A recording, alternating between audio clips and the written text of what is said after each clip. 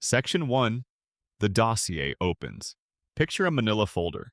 Old, well-worn, the kind with coffee rings on the cover and dog-eared corners that have been folded and unfolded so many times the cardboard has gone soft as cloth. Inside that folder is a name, a case number, dozens of flagged exhibits, photographs, incident reports, witness testimonies written in that particular dry, clinical language that police officers use when they are trying to describe something that should not be possible. Something that should not be real. The name on that folder is Peter Lovenbroy Griffin. Born Justin Peter Griffin, though he goes by the former. Occupation listed as Brewery Quality Assurance Employee at the Pawtucket Patriot Brewery in a mid-sized coastal town in Rhode Island. Husband. Father of 3. Dog owner. Regular at a local watering hole. And, if you read through this folder carefully enough, if you sit with it long enough and follow the thread from incident to incident, from exhibit to exhibit, from one flagged photograph to the next, the most prolific and varied criminal the state of Rhode Island has arguably ever produced. And nobody has put him away. That is what this is about. Not the laughs, not the cartoon logic, not the hand-wavy notion that it is just a television show and everything resets at the start of the next episode. We are going to suspend that particular comfort tonight, and instead sit with the evidence the way a prosecutor sits with it. Quietly, systematically, in the soft, unhurried way that you read through something that gets heavier with every page you turn. Because here is the thing about Peter Griffin that tends to get lost in all the noise of his adventures and his stupidity and his accidental chaos. The sheer volume and variety of his offenses, cataloged soberly across more than 20 years of documented behavior, would result in consecutive life sentences if evaluated by any functioning criminal justice system on Earth. Not an exaggeration, not hyperbole for effect. We will walk through it category by category, statute by statute, and we will build the case the way any good prosecutor builds a case. Piece by piece, methodically, without shouting. So, tonight, wherever you are listening to this, let the room go quiet. Let the lights go low. You do not need to pay close attention to follow this because the story tells itself. You just need to be comfortable, to breathe easy, and to let the particulars wash over you the way all good bedtime stories do. This one just happens to be about a man who should have been incarcerated approximately 23 years ago and counting. Let us begin at the beginning. Peter Griffin was introduced to the American television audience on the 31st of January, 1999, in the pilot episode of a show called Family Guy. The episode aired on Fox immediately following the broadcast of Super Bowl 33, which meant that around 22 million people watched it on first airing alone. In that very first episode, Peter loses his job at the happy-go-lucky toy factory. After arriving at work deeply intoxicated following a stag party, he had promised his wife Lois he would not attend. That is the setup. From there, in episode 1, before the show has even found its footing, before the animation has even settled into a consistent style, Peter Griffin commits welfare fraud. Not implied fraud. Actual, documented, show-confessed welfare fraud. He files for government assistance under false pretenses, and due to a processing error receives a weekly check of $150,000. Rather than reporting the error as any honest citizen would, he keeps it. He spends it. He rents the Statue of David. He surrounds his house with a moat. He gives his children cosmetic surgery without medical justification. He hires a jester. He does all of this knowing the money is not his, knowing it is taxpayer money collected under fraudulent circumstances, and he does none of it quietly. When the scheme unravels, as all schemes do, and Peter is hauled before a judge, the judge sentences him to 24 months in federal prison for welfare fraud.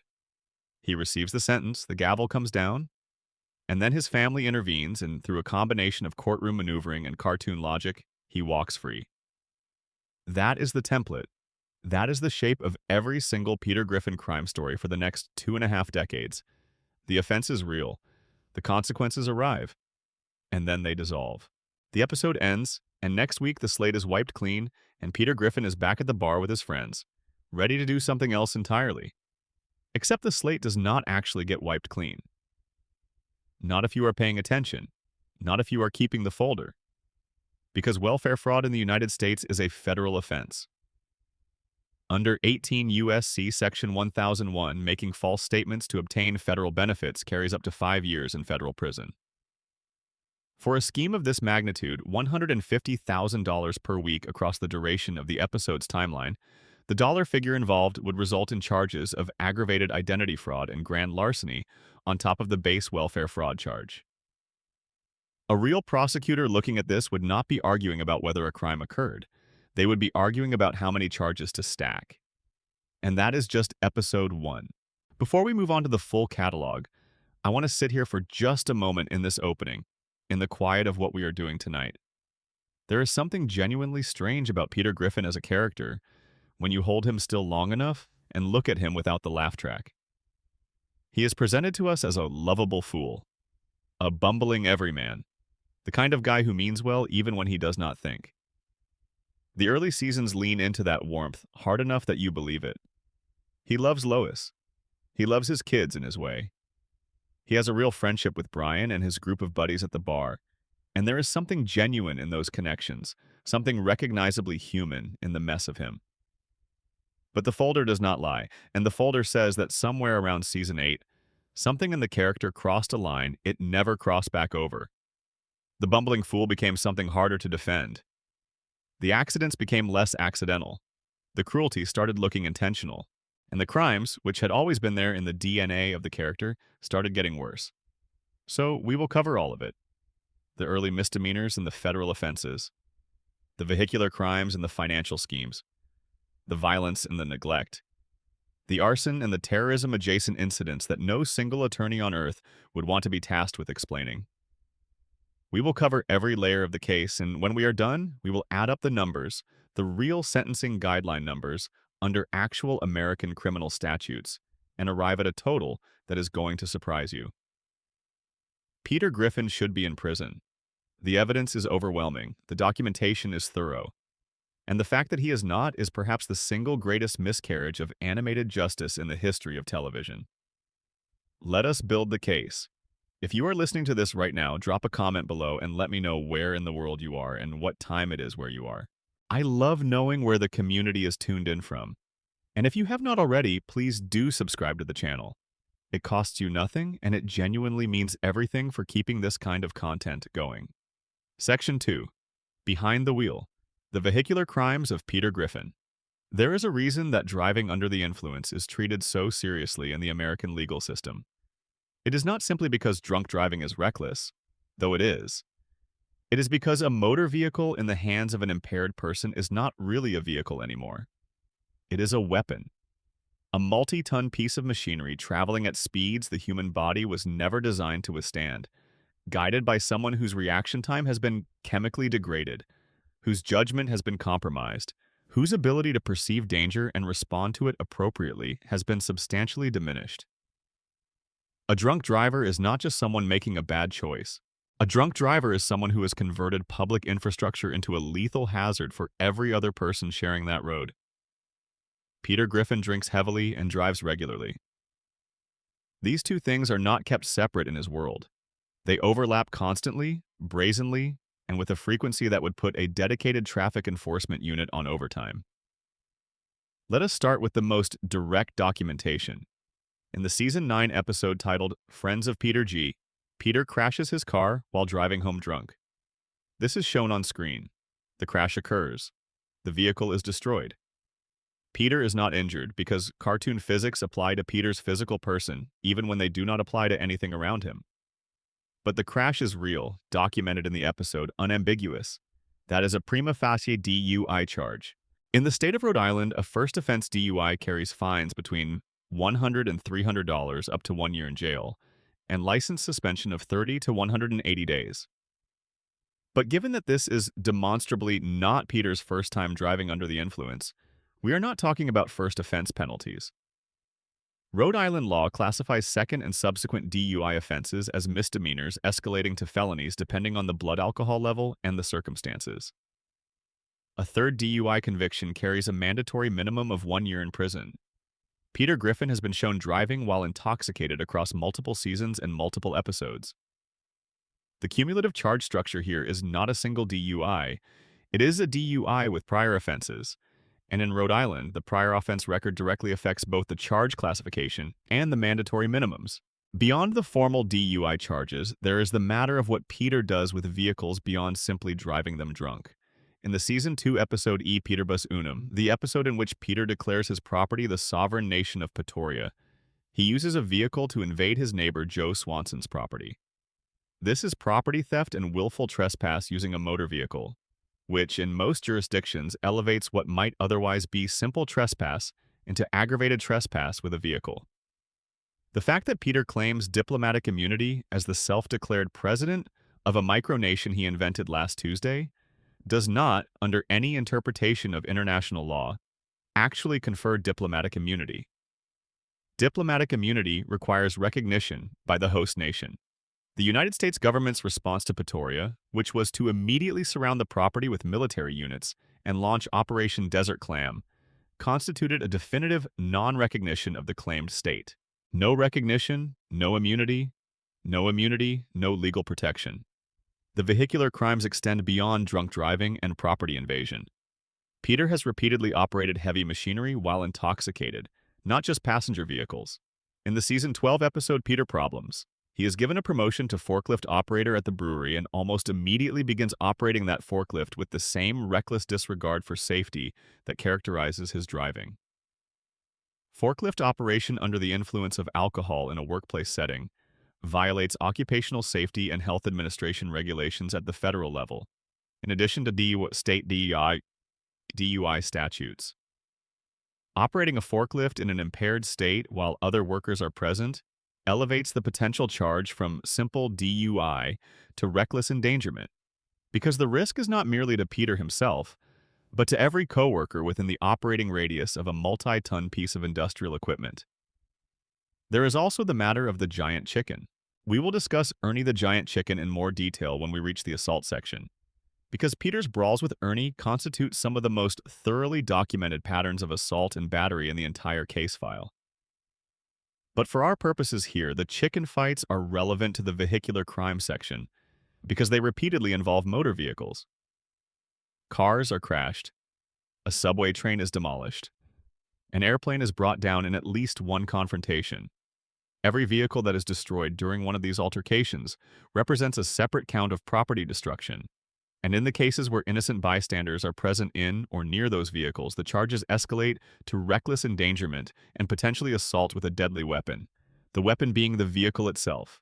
The Season 11 episode Turban Cowboy provides what is arguably the single most dramatic vehicular crime in the entire case file.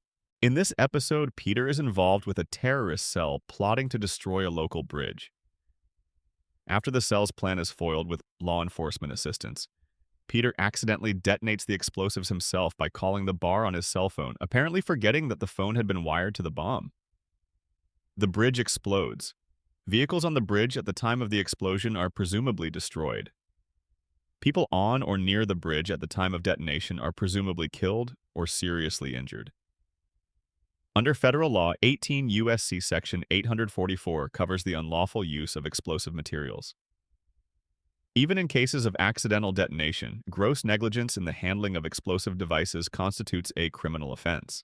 If Peter was in possession of the detonation device knowing its purpose, and triggered it through careless use of a cell phone rather than deliberate action, he could still face federal charges of accidental detonation of an explosive device resulting in mass property destruction. That is a federal felony carrying up to 20 years per count, with each death or serious injury caused by the explosion constituting a separate count. Rhode Island also has specific statutes covering willful destruction of transportation infrastructure. The Turban Cowboy Bridge incident, regardless of Peter's claimed ignorance, resulted in the destruction of a public bridge. Infrastructure destruction at that scale is treated as a Class A felony in most jurisdictions, carrying sentences of 10 to 25 years. There is a quieter category of vehicular crimes that gets less attention because it lacks the spectacle of the chicken fights or the bridge explosion, but is perhaps more disturbing precisely because of its ordinariness. Peter regularly drives with no apparent regard for traffic laws. He runs red lights. He drives the wrong way on one-way streets. He parks illegally in places that create hazards for other drivers.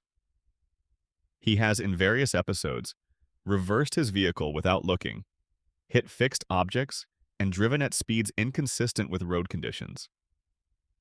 Under Rhode Island law, reckless driving is a misdemeanor on first offense, carrying up to 1 year in prison and fines up to $500. On subsequent offenses, particularly where the recklessness causes injury or property damage, the charge escalates accordingly.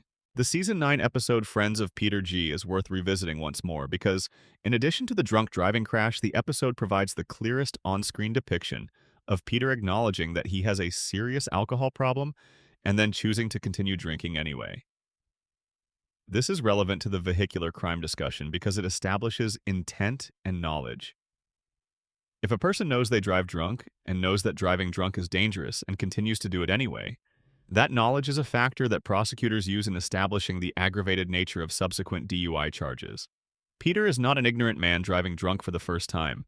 He is a man who has been educated about the risks, shown their consequences, and continued his behavior deliberately. That is the definition of aggravated recklessness under Rhode Island statute. Add to all of this the boats. Peter Griffin has operated watercraft while drunk on multiple occasions. Maritime DUI is a separate offense from road DUI in most states, including Rhode Island, and is prosecuted under both state law and federal maritime law, depending on the body of water involved.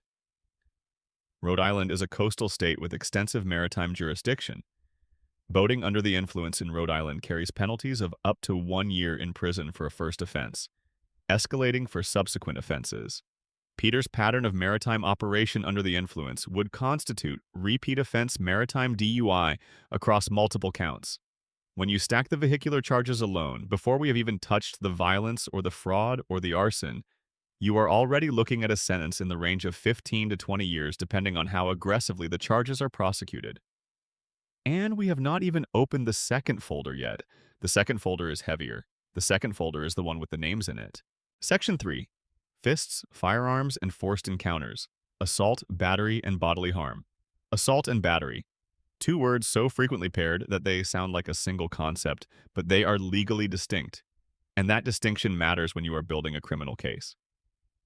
Assault is the intentional act of causing another person to apprehend imminent harmful contact. You do not need to touch someone to commit assault.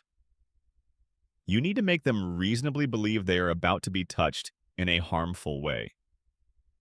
Battery is the actual physical contact, the touch that was threatened. Every time Peter Griffin rears back and swings, he commits both. Every time he picks something up and uses it as a weapon, that is assault with a deadly weapon. Every time the blow lands, that is battery. And when the injuries are serious enough, when the victim is hospitalized or permanently harmed, that is aggravated assault, a felony in every jurisdiction in the United States. Let us start with the most famous documented violence in the case file. The Giant Chicken.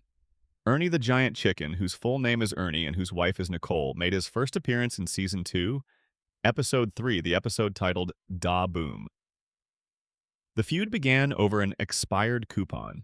Peter had received a coupon from Ernie that turned out to be expired, and this ignited a conflict that escalated into one of the most sustained patterns of mutual combat in television history. Over the course of more than 20 years, Peter and Ernie have engaged in at least 10 major documented fight sequences, with the battles occurring across Season 2, Season 4, Season 5, Season 8, Season 9, and continuing beyond into the later seasons. Each individual fight constitutes multiple counts of assault and battery. The fights are not simple exchanges of blows.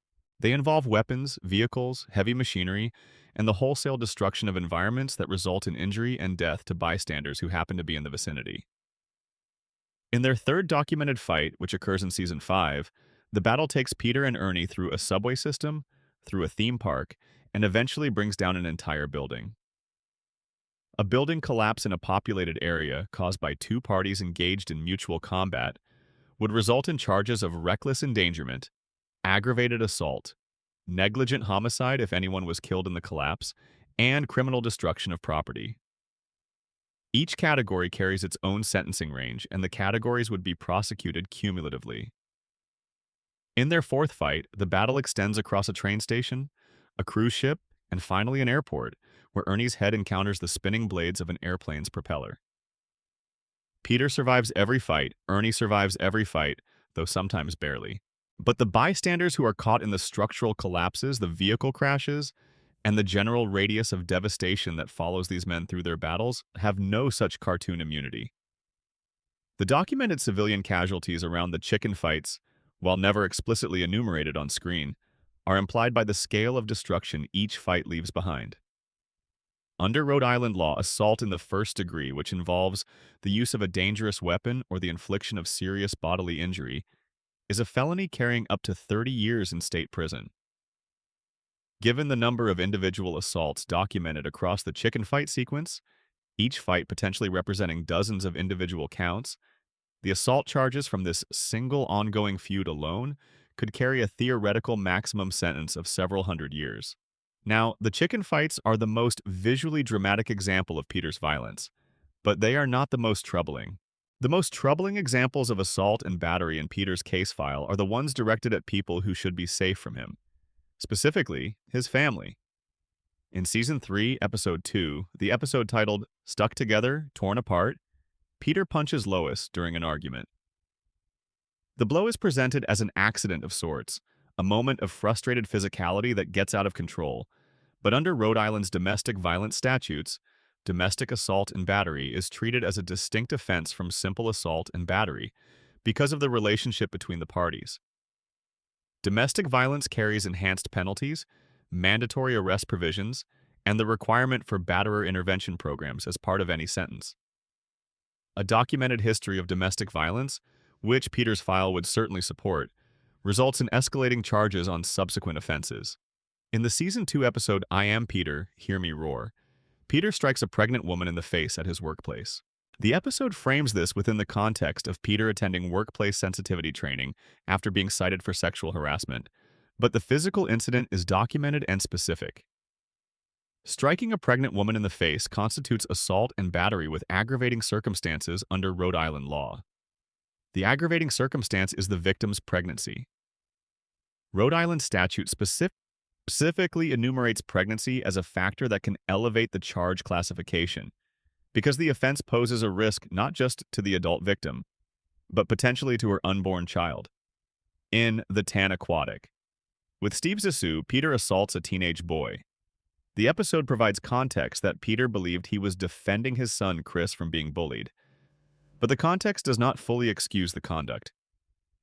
Rhode Island law recognizes a defense of self or defense of others, but that defense is bounded by proportionality. An adult man physically assaulting a teenager, even in defense of another child, must demonstrate that the level of force used was proportionate to the threat. If Peter's response exceeded what was reasonably necessary to stop the threat to Chris, the proportionality defense fails, and he is left with simple assault and battery of a minor. The physical violence against Meg Griffin constitutes a separate and extensive category of documented domestic abuse. Over approximately seasons 8 through 14, Peter regularly engaged in what the show itself described, through Meg's speech in Seahorse Seashell Party, as terrorizing behavior. He physically forced Meg's face against his body and expelled gas on her as a form of entertainment or punishment. He shoved her, he hit her, he made credible threats of physical harm. The Seahorse Seashell Party episode is particularly significant as a legal document because it contains Meg's direct testimony about the pattern of abuse she has experienced at her father's hands. The quote from that episode from Meg to Peter is worth presenting in full because it functions almost like a victim impact statement in a criminal proceeding. She tells him he is completely selfish and totally irresponsible as a father. She says he does whatever reckless thing he wants without regard for anyone else, and that when he is not terrorizing the community with his impulsive escapades, he is being a total jerk to his family. She specifically mentions that he shoves his daughter's face in his rear end and passes gas on it, a specific act of physical degradation that constitutes battery under any reasonable interpretation of the statute. She then says directly and on the record that if someone in the outside world could see the way he treats her, he would be in jail. She is correct. Under Rhode Island domestic violence statutes, a pattern of physical abuse directed at a minor child constitutes aggravated child abuse. Rhode Island General Laws Section 11-9-5.3 covers felony. Child neglect and abuse and the documented pattern of physical, emotional, and humiliating treatment that Peter subjects Meg to would satisfy the elements of that statute across multiple counts. Each individual instance of physical abuse represents a separate count. The pattern of behavior over seasons constitutes a course of conduct that would support charges at the felony level. There is also the matter of firearms. In Season 14, Episode 9, the episode titled "A Shot in the Dark," Peter obtains firearms for himself and his neighborhood watch group, despite Joe explicitly explaining that they cannot have guns. Peter obtains them anyway. Shortly thereafter, he uses his firearm to shoot Cleveland Brown Jr., a teenager, through a window, mistaking him for a burglar. The shot wounds Cleveland Jr. in the arm. Regardless of Peter's intent, the legal analysis here is straightforward. Peter obtained firearms in violation of his neighbor's explicit instructions and potentially in violation of the terms under which the neighborhood watch was established. He discharged a firearm in a residential area at night at a figure he could not clearly identify. The result was the wounding of a minor. Under Rhode Island law, reckless discharge of a firearm causing injury is a felony. If the prosecution can establish that Peter should have known he was firing at a person, the charge escalates to aggravated assault with a firearm. The sentencing range for the aggravated charge is 5 to 20 years. The firearm issue does not begin and end with the Cleveland Jr. incident. Peter's relationship with firearms across the series is characterized by cavalier possession, improper storage, and repeated unsafe use. The Second Amendment does not protect anyone from criminal liability when they discharge a weapon recklessly and wound someone. It does not protect anyone from the consequences of improper storage when a child accesses an unsecured weapon. It does not protect anyone from the use of a firearm in a manner that creates a risk of death or serious bodily harm to bystanders. Peter also has a documented history of threatening others with physical violence in ways that satisfy the legal definition of assault, even in the absence of physical contact. Threatening to harm someone, in a manner that causes that person to reasonably believe the threat will be carried out, is assault. Peter makes such threats regularly, casually, and often in public settings. Under Rhode Island statute, simple assault of this kind carries up to 1 year in prison. Given the number of documented instances, the cumulative sentencing potential is substantial. The body of evidence in the assault and battery section of Peter's file is, quite simply, enormous. The chicken fights alone, if each individual blow were charged as a separate count, would generate a charge sheet running into the hundreds of pages. Add the domestic violence against Lois and Meg, the assault of the pregnant coworker, the teenage boy, the shooting of Cleveland Jr., the firearms violations, the threatening behavior, and the violence against bystanders caught in the radius of his altercations with Ernie. And you have a defendant whose assault charges alone would justify multiple consecutive life sentences under the 3 strikes provisions that apply in states adjacent to Rhode Island. But we are not done. We have not touched the fraud. We have not touched the arson. We have not touched the children. Section 4. The children. Neglect, abuse, and the failures of fatherhood. There is a specific kind of sadness that comes with this section of the file. The vehicular crimes are dramatic. The assault charges are voluminous. The financial crimes are creative in their variety. But the section on child neglect and abuse is the one that lands differently, because it is not about chaos or stupidity or even malice in the abstract. It is about children. Real fictional children, if we are being precise, but children drawn with enough specificity and enough consistency that the harm done to them reads as harm in the way that matters. Meg, Chris, and Stewie Griffin.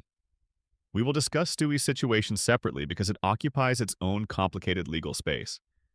For now, let us focus on Meg and Chris, because their cases are the most straightforwardly terrible and the most clearly supported by the evidence.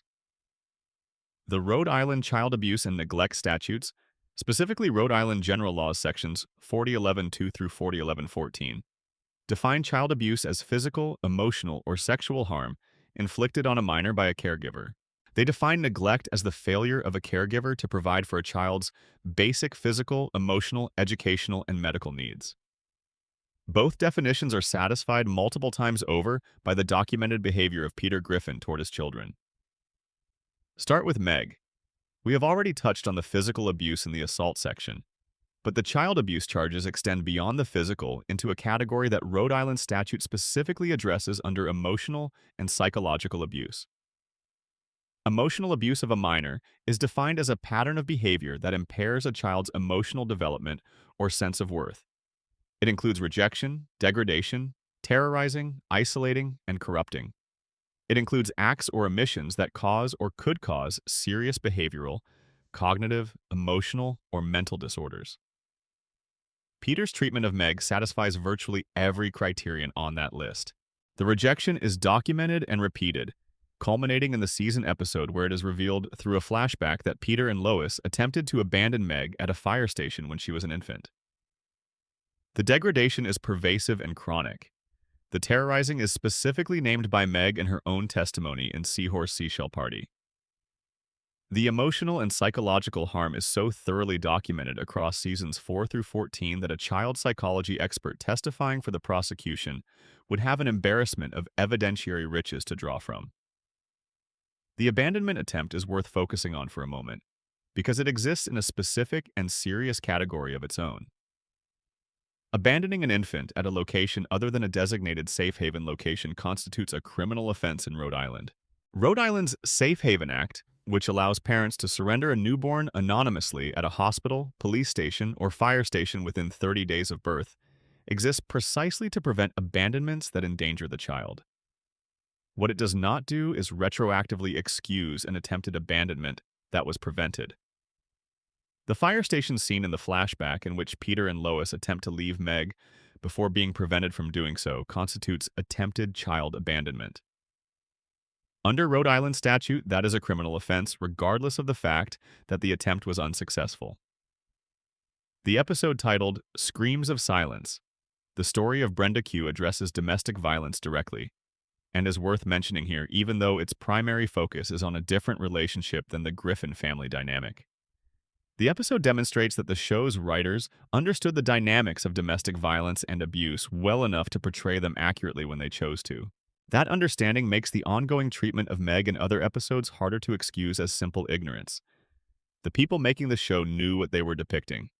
Chris Griffin's case is less documented than Meg's in terms of physical abuse, but the neglect category is thoroughly populated. Peter's treatment of Chris is characterized primarily by inattentiveness, inadequate supervision, and the periodic exposure of a minor to inappropriate content, dangerous situations, and criminal activity. In various episodes, Peter takes Chris to establishments that serve alcohol. He exposes Chris to violent situations. He fails to provide adequate supervision when Chris is in danger. He prioritizes his own entertainment and comfort over Chris's physical and emotional safety on a consistent, documented basis. In the episode in which Peter steals Stewie's Halloween candy, which is presented as humor but functionally represents theft from an infant by his own parent, there is also the noted detail that Peter previously stole candy from Chris when Chris was younger.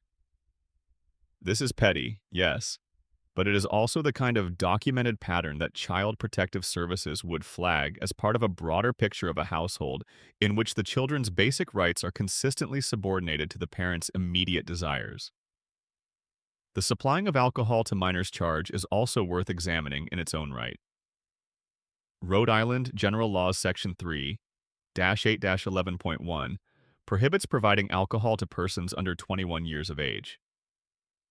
It does not make an exception for parents providing alcohol to their own children.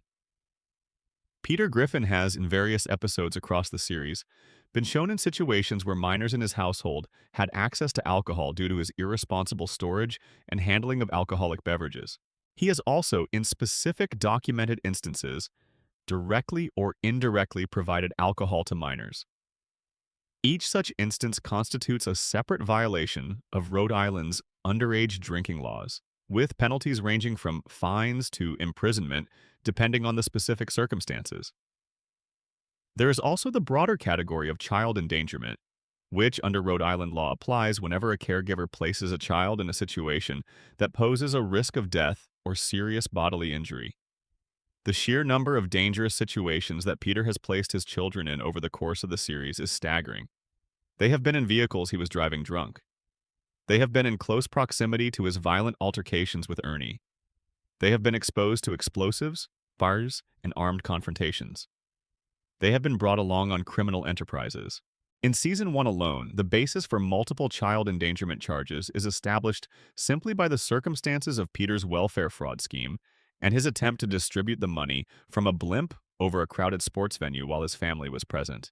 The cumulative child abuse charges, including physical abuse, emotional abuse, neglect, abandonment, endangerment, and the provision of alcohol, would constitute a case of extraordinary magnitude in any family court in the country.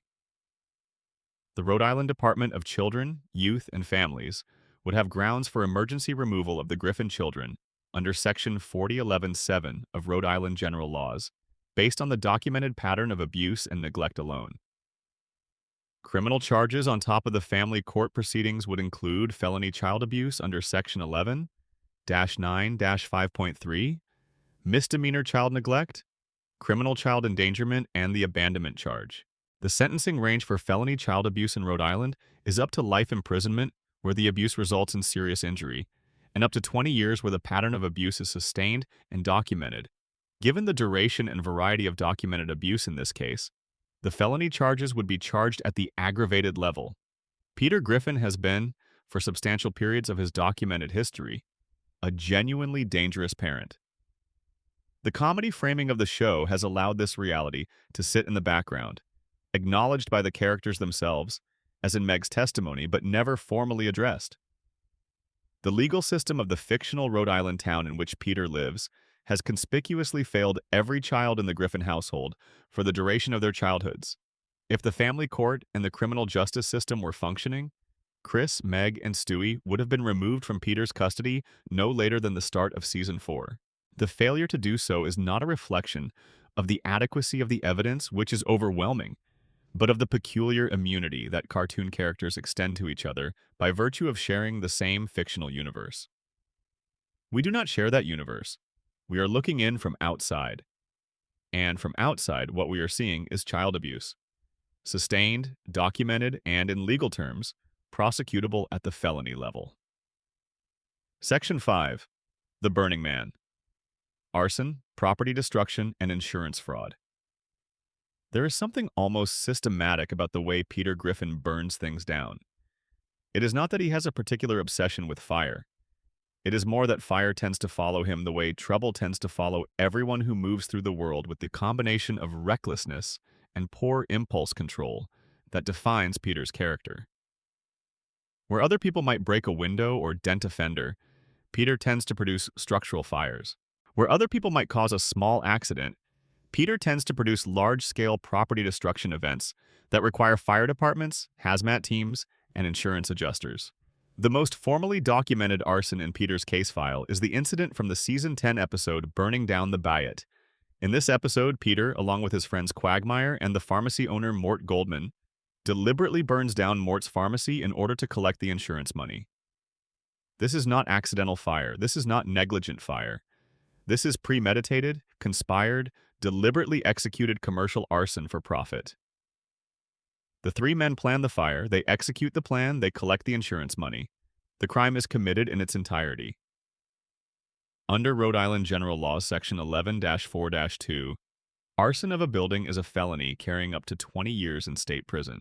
Under federal law, when arson is committed as part of an insurance fraud scheme, the arson charge is compounded by mail fraud and wire fraud charges because the insurance claim must be submitted through the mail or electronic communication systems.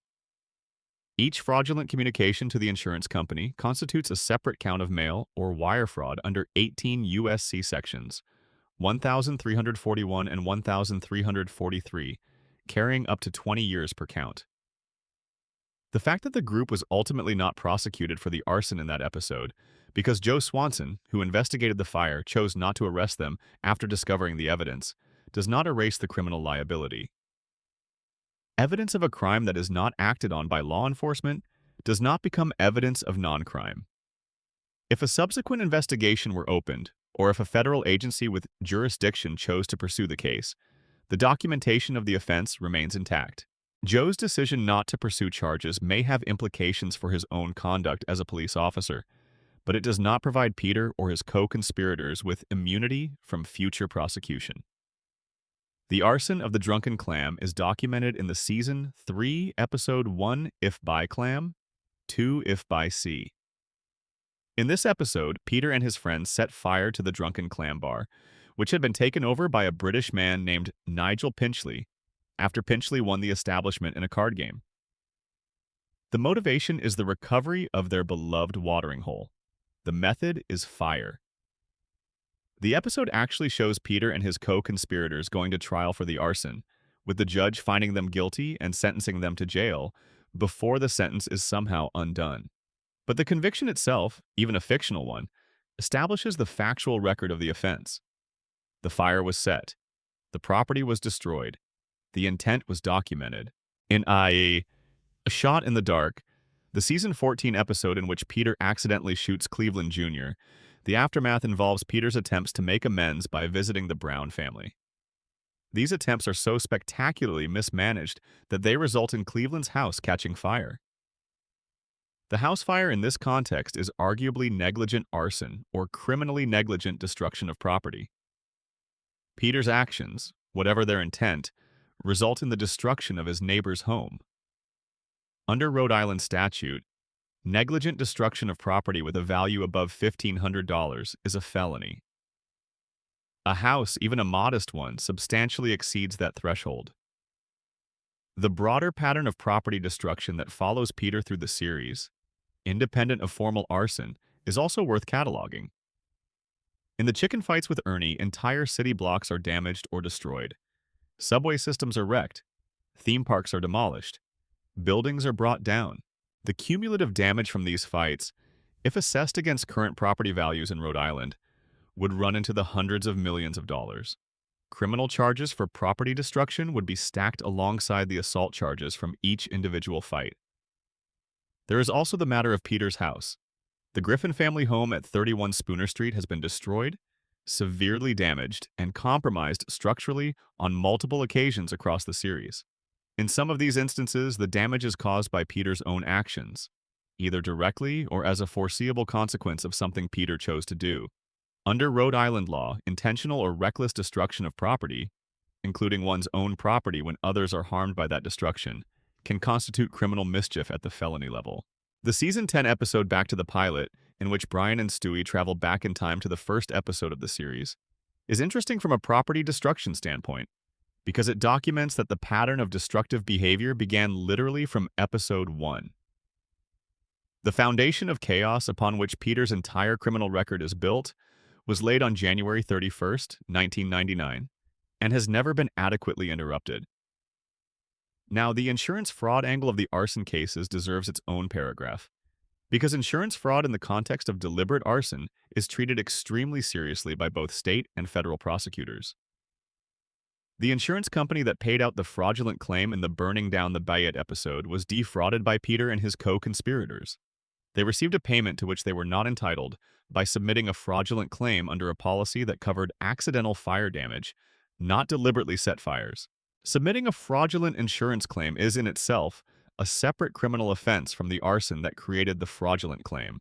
Under Rhode Island General Laws Section 27-29-4, insurance fraud is a felony carrying up to 10 years in prison and fines up to $50,000 per count. The combination of arson plus insurance fraud in a single criminal episode is treated as compound fraud by federal prosecutors and typically results in charges under the federal wire and mail fraud statutes, in addition to the state arson and fraud charges. The potential federal sentence exposure from the Burning Down the Bayet incident alone, if prosecuted federally, would be in the range of 40 to 60 years across all counts. And we have not yet addressed the most dramatic property destruction event in the case file, which is not the pharmacy or the drunken clam or the Griffin house or even the accumulated destruction of the chicken fights. The most dramatic property destruction event is the destruction of the bridge in Turban Cowboy. That one gets its own discussion when we reach the terrorism adjacent section, because the nature of the explosive device involved and the scale of the infrastructure damage elevate it beyond simple property destruction into a category of its own. Section 6. The account ledger. Fraud, theft, and financial crime money.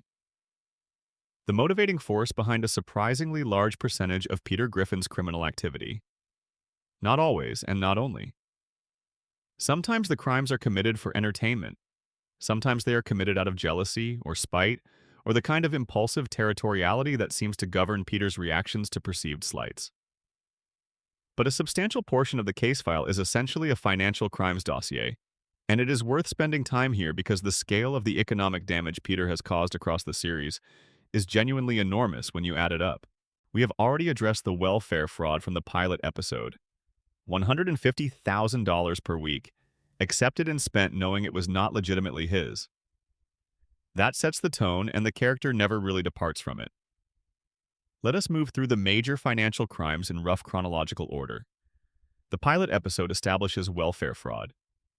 The Season 4 episode Peterotica introduces a different kind of financial crime, which is the distribution of content that causes material harm to third parties. In this episode, Peter writes and self-publishes erotic novels, one of which is recorded as an audiobook. A man who is listening to that audiobook while driving gets into a car accident. The accident victim sues Carter Pewterschmidt, who had provided Peter with the publishing money. Carter is bankrupted by the settlement. Peter is not directly named in the civil suit, but his role in the chain of causation that resulted in the accident and the subsequent lawsuit is clear. This is not criminal fraud in a direct sense, but it establishes a pattern of financial recklessness that harms others. The bank robberies are more directly criminal. In various episodes, Peter has committed bank robbery, a federal crime under 18 U.S.C. Section 2113. Bank robbery carries up to 20 years in federal prison per incident, and the use of a weapon, implicit in any bank robbery situation, carries an additional consecutive sentence of 10 years.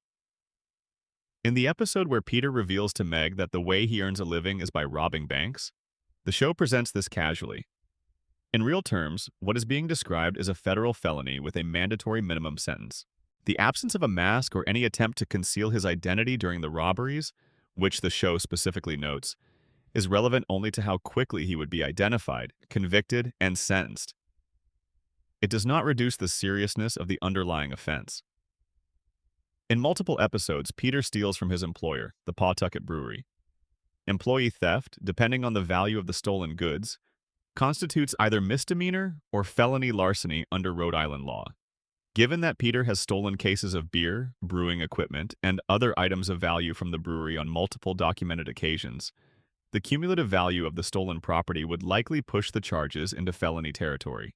Rhode Island classifies larceny of property worth more than $1,500 as a felony, carrying up to 10 years in prison.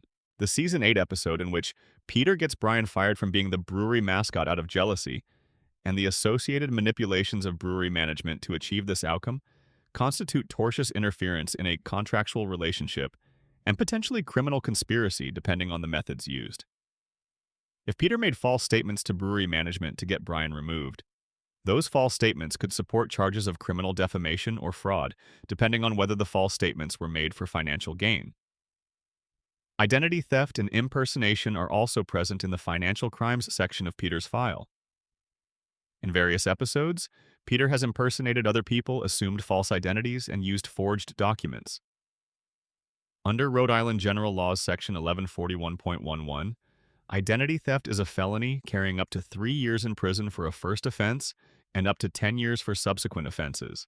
The use of forged documents in conjunction with identity theft adds a forgery charge, which carries up to 7 years under Rhode Island statute. The insurance fraud charges connected to the arson have already been addressed, but there's a broader pattern of insurance fraud in the case file that extends beyond the pharmacy burning. Peter has filed fraudulent insurance claims in connection with vehicle accidents, property damage, and medical incidents on multiple occasions across the series. Each fraudulent claim is a separate count. Each false statement to an insurance company is a separate violation of Rhode Island's insurance fraud statute. The cumulative penalty exposure from the insurance fraud pattern alone, independent of the arson, runs into multiple decades. There is also the matter of business fraud. In Brian the Closer, Brian takes up a career as a real estate agent, and Peter, despite owing Brian a debt of gratitude from earlier in the episode, assists in tricking Quagmire into purchasing a dilapidated and essentially worthless property. The scheme involves misrepresentation of the property's condition and value, which constitutes real estate fraud under both Rhode Island and federal law. Real estate fraud under federal statute 18 U.S.C. Section 1014 carries up to 30 years in federal prison. State real estate fraud charges in Rhode Island carry up to 10 years. The broader picture that emerges from the financial crimes section is of a man with no compunction about economic harm to others when his own immediate desires are in play. The crimes are not always sophisticated. The welfare fraud was remarkably simple. The bank robberies were apparently conducted without even the basic precaution of wearing a mask. But the sheer variety of the financial crimes, ranging from federal welfare fraud to state insurance fraud to local employee theft to federal bank robbery, reveals a pattern that a federal organized crime unit would describe as racketeering. The Racketeer Influenced and Corrupt Organizations Act, RICO, provides federal prosecutors with the authority to charge a defendant with racketeering when they can demonstrate a pattern of related criminal activity over a sustained period. Peter's financial crimes, taken together, arguably satisfy the predicate acts required for a RICO charge. Under RICO, conviction carries up to 20 years per racketeering count, plus the forfeiture of all proceeds derived from the racketeering activity. Section 7. Sovereign violations, crimes against the state and public order. There is a category of crime that requires a particular kind of audacity to commit. Most criminals, even the most brazen, tend to operate within a basic acknowledgement that the state exists, that it has authority, and that their crimes are conducted in the knowledge that the state will eventually notice and respond. Very few criminals decide to simply opt out of the state entirely and declare themselves to be outside its jurisdiction. Peter Griffin, in Season 2, Episode 18, E Peterbus Unum, did exactly that. Having discovered through a bureaucratic mapping error that his property is technically not part of the United States, Peter immediately declares his land a sovereign nation, names it Pretoria, appoints himself its president and only citizen of note, and proceeds to operate as though this declaration has any legal validity whatsoever. Within the episode's timeline, he uses this claimed sovereignty to violate multiple local, state, and federal laws under the protection of his self-declared diplomatic immunity. He litters. He engages in acts of public harassment. He commits vandalism. He then takes the extraordinary step of militarily annexing his neighbor Joe Swanson's swimming pool, renaming it Joe Hio, and throwing a party for actual real-world dictators on the premises. Let us be precise about the legal situation here. Self-declaring a portion of American territory as a sovereign nation is not a legally recognized act. The Montevideo Convention of 1933, which is the international legal framework that defines the criteria for statehood, requires a permanent population, a defined territory, an effective government, and the capacity to enter into relations with other states. Pretoria, as constituted, fails on every criterion except perhaps the first. It has one permanent resident and a territory of about a quarter acre in a residential neighborhood. It has no effective government beyond Peter's unilateral decrees. And the United States government's response, which was to immediately surround the claimed territory with military assets and impose a utilities embargo before presenting an ultimatum, constituted a definitive non-recognition. The crimes committed under the claimed shelter of diplomatic immunity are not excused by the immunity claim. Diplomatic immunity, as an actual legal concept, requires recognition by the host state. The host state, being the United States, recognized Pretoria for approximately 0 minutes before initiating Operation Desert Clam. There is no diplomatic immunity. There never was. Every act of vandalism, littering, harassment, and property invasion that Peter committed during his diplomatic immunity stunt is charged at full value under Rhode Island state law and applicable federal statutes. The annexation of Joe's pool in particular is significant. Property confiscation by a private individual, even one claiming governmental authority, constitutes theft of real property in most jurisdictions. Rhode Island does not recognize private eminent domain. The forcible taking of another person's property, even temporarily, is theft if it exceeds the value threshold for felony larceny. A residential swimming pool in Rhode Island, which typically runs between $30,000 and $60,000 in value, substantially exceeds that threshold. The treason angle is also worth considering, though it is the most extreme charge in this section. Treason under the United States Constitution requires either levying war against the United States or giving aid and comfort to the enemies of the United States. Peter's founding of Pretoria and his subsequent military invasion of American territory through the annexation of Johio could be argued to constitute an act of levying war against the United States. The argument would face the obvious obstacle that Pretoria was not recognized as a foreign nation and that Peter was, throughout the incident, an American citizen. Levying war against the United States by an American citizen is treason. Treason under 18 U.S.C. Section 2381 carries the death penalty or a minimum of 5 years in federal prison. The terrorism-adjacent crimes are even more serious. The Season 11 episode Turban Cowboy has been discussed in the vehicular crimes section and will be revisited in the deaths and manslaughter section. But it belongs here as well because the core legal question it raises is Peter's knowing participation in a terrorist conspiracy.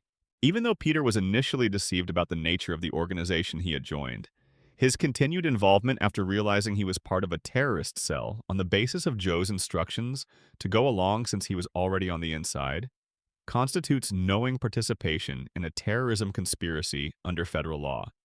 18 U.S.C. Section 2332b, which covers international terrorism, and Section 2339b, which covers providing material support to designated terrorist organizations, both carry sentences of up to 15 years for knowing participation.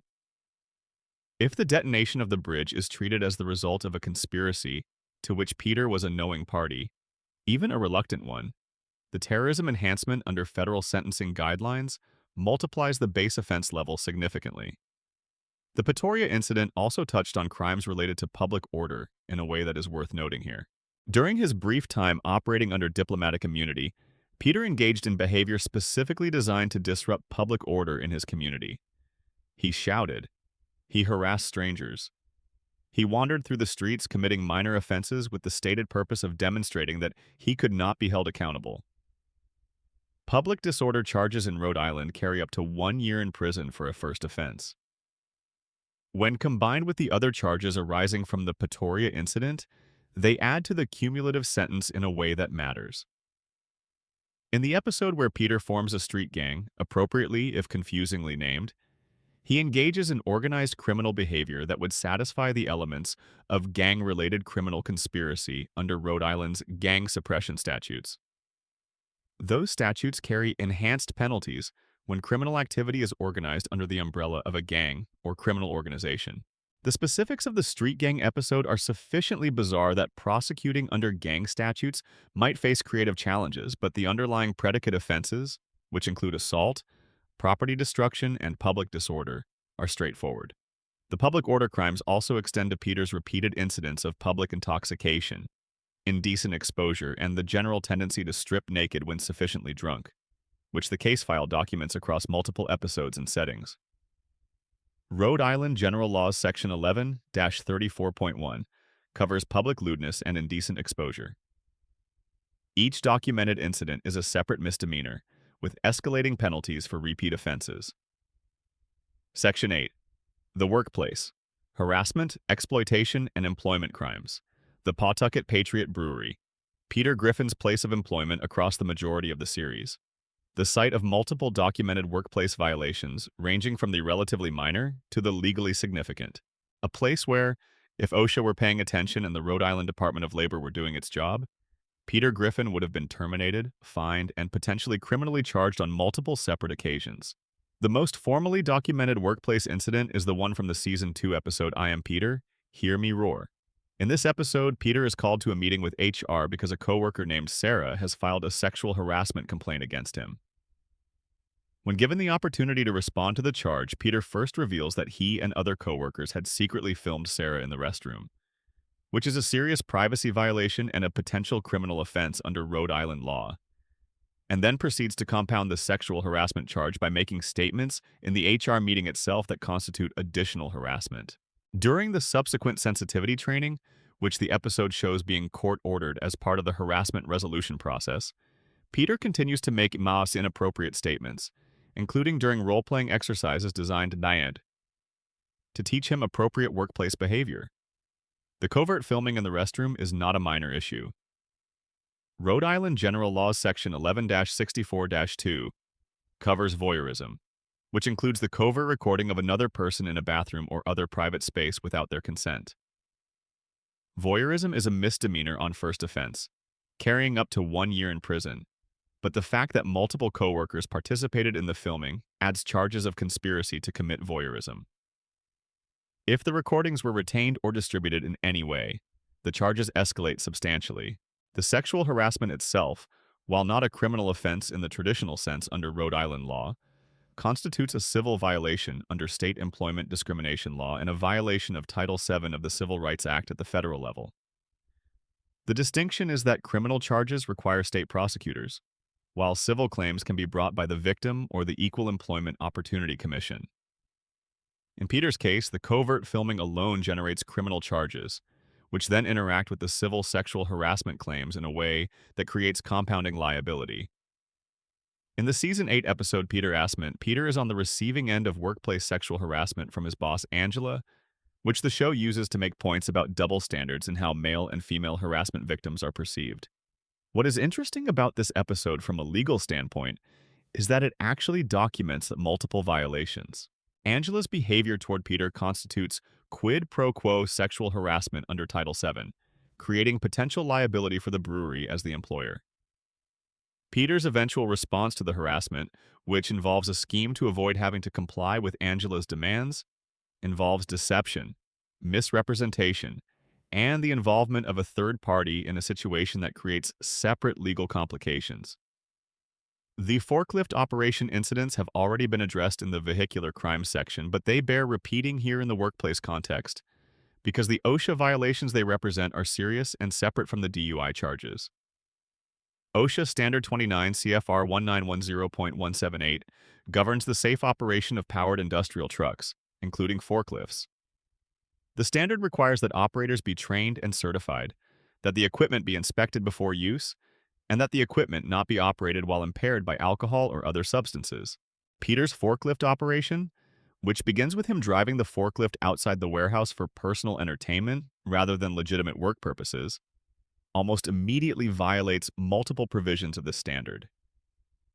An OSHA investigation would result in citations, fines, and potentially criminal referral to the Department of Justice if the violations were found to be willful. Beyond the formal legal violations, the workplace crime section is populated by a series of smaller but significant incidents. Peter has stolen from the brewery. He has sabotaged coworkers' projects. He has made threatening statements to supervisors. He has used brewery equipment and resources for personal purposes without authorization. He has failed to show up for work without proper notification and without consequence, suggesting that his employment relationship with the brewery involves some degree of employer negligence in maintaining proper workplace standards. The pattern of workplace misconduct, taken as a whole, would result in Peter's termination in any properly managed organization, and potentially in criminal referral for the theft and voyeurism charges. The fact that the brewery has retained Peter as an employee across many seasons of documented misconduct raises its own questions about the brewery's management. But those questions are for a civil employment lawyer rather than a criminal prosecutor. The workplace section of the case file also includes Peter's brief career as a paparazzo in the Season 8 episode Peter Asment. During his paparazzi phase, Peter harasses multiple local celebrities and public figures, including Richard Dreyfuss, in ways that arguably constitute criminal harassment under Rhode Island statute. Criminal harassment requires a course of conduct that causes a reasonable person substantial emotional distress. A single incident of unwanted pursuit and photographing might not satisfy the course of conduct requirement, but multiple incidents across multiple victims, which is what the episode depicts, would. Section 9, Indirect Homicide, Negligence, and the People Who Did Not Survive the Neighborhood. This is the heaviest section of the file. It is the one that takes the longest to read because it requires sitting with names and incidents and circumstances that the show itself often moves past quickly, treating as the collateral damage of a life lived without restraint or consequence. But a criminal justice system does not move past deaths quickly. Deaths are investigated. The circumstances of each death are evaluated. Causes are determined. And when a death is found to be the result of criminal negligence, reckless disregard for human life, or intentional harmful conduct, charges are filed. Let us begin with the bridge. In Turban Cowboy, the bridge explosion at the end of the episode is played as a comic coda, a dark punchline to an already chaotic episode. Peter has helped foil a terrorist plot. Joe has arrested the conspirators, and in the celebratory aftermath, Peter calls the bar on his phone, forgetting that his phone is still connected to the unexploded bomb. The bridge explodes. The scene cuts away. The episode ends. The bridge, at the time of detonation, would have had vehicles on it. Depending on the time of day and the traffic density, multiple vehicles could have been crossing the bridge when it exploded. The occupants of those vehicles, if any were present, would not have survived a bridge collapse caused by a bomb detonation. Under Rhode Island law, negligent homicide, which is the killing of another person as a result of gross negligence, is a felony carrying up to 10 years in prison per victim. If the bridge explosion killed people, and the reasonable inference is that it did, each death constitutes a separate count of negligent homicide. If the deaths resulted not from negligence but from reckless conduct, the charge elevates to reckless manslaughter, carrying up to 20 years per count. The question of whether Peter's detonation of the bridge was negligent or reckless turns on what he knew. If he knew the phone was still connected to the bomb and chose to use it anyway, his conduct is reckless and the manslaughter charges apply. If he genuinely forgot about the connection, his conduct may be merely negligent. Given that the entire episode establishes the connection between the phone and the bomb as the critical piece of information Peter is carrying around, and given that Peter was present throughout the operational briefing that established this connection, the argument that he simply forgot is going to face serious challenge in court. The shooting of Cleveland Jr. in a shot in the dark has already been covered in the assault section, but it warrants mention here as well because it was not fatal only by circumstance and not by any precaution taken by Peter. Peter discharged a firearm at an unidentified figure through a window at night. He could not see clearly who he was shooting at. The person he was shooting at turned out to be a minor. The minor survived, but the survival was a matter of the wound's location and severity rather than any care taken by Peter. If the shot had been a few inches higher or lower, the outcome would have been a death by negligent use of a firearm, carrying a sentence of up to 40 years in Rhode Island under the aggravated manslaughter statute. Mr. Weed, Peter's boss at the happy-go-lucky toy factory, dies in the Season 3 episode A Fish Out of Water. Mr. Weed chokes to death on a bread roll during a dinner at the Griffin house. The bread roll was first disgorged by Brian, who had been choking on it, and then swallowed by Mr. Weed, who was also sitting at the table. The causal chain here is indirect and partly involves Brian, but Peter, as the host of the dinner, had certain responsibilities regarding the safety of his guests. If the dinner environment was managed in a way that contributed to the choking incident, a negligence analysis would evaluate whether Peter met the standard of care owed to a dinner guest. Civil negligence and criminal negligence are different standards, but the death of a guest in Peter's home under circumstances connected to Peter's conduct would trigger at least an investigation. In various episodes involving Peter's fights with Ernie the Giant Chicken, the question of bystander deaths has been noted above. The structural collapses, vehicle crashes, and general destruction radius of the chicken fights are not happening in empty spaces. People live in those neighborhoods. Subway passengers are on those trains. Workers are in those buildings. When a building collapses during a fight between two individuals who chose to conduct their combat through a populated urban area, the individuals conducting the fight bear criminal responsibility for any deaths caused by that collapse. Rhode Island's definition of reckless manslaughter, which carries a sentence of up to 20 years per victim, applies when a person consciously disregards a substantial and unjustifiable risk that death will result from their conduct. Choosing to continue a physical altercation through a populated building, through a functioning subway system, and through a theme park full of visitors constitutes conscious disregard of the risk of death to others. Each death that results from structural collapse, vehicle crash, or other proximate consequence of the fight is a separate count. There is a subtler category of death-adjacent harm that deserves mention here, which is the driving incidents in which Peter's reckless behavior narrowly avoided fatal outcomes. In Baby, It's Cold Inside, Peter and Lois are on a boat when Peter perceives what he believes to be a shark fin.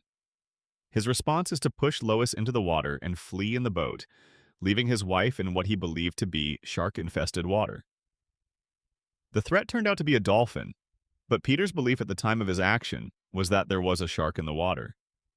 He pushed his wife into water he believed to contain a predator and ran.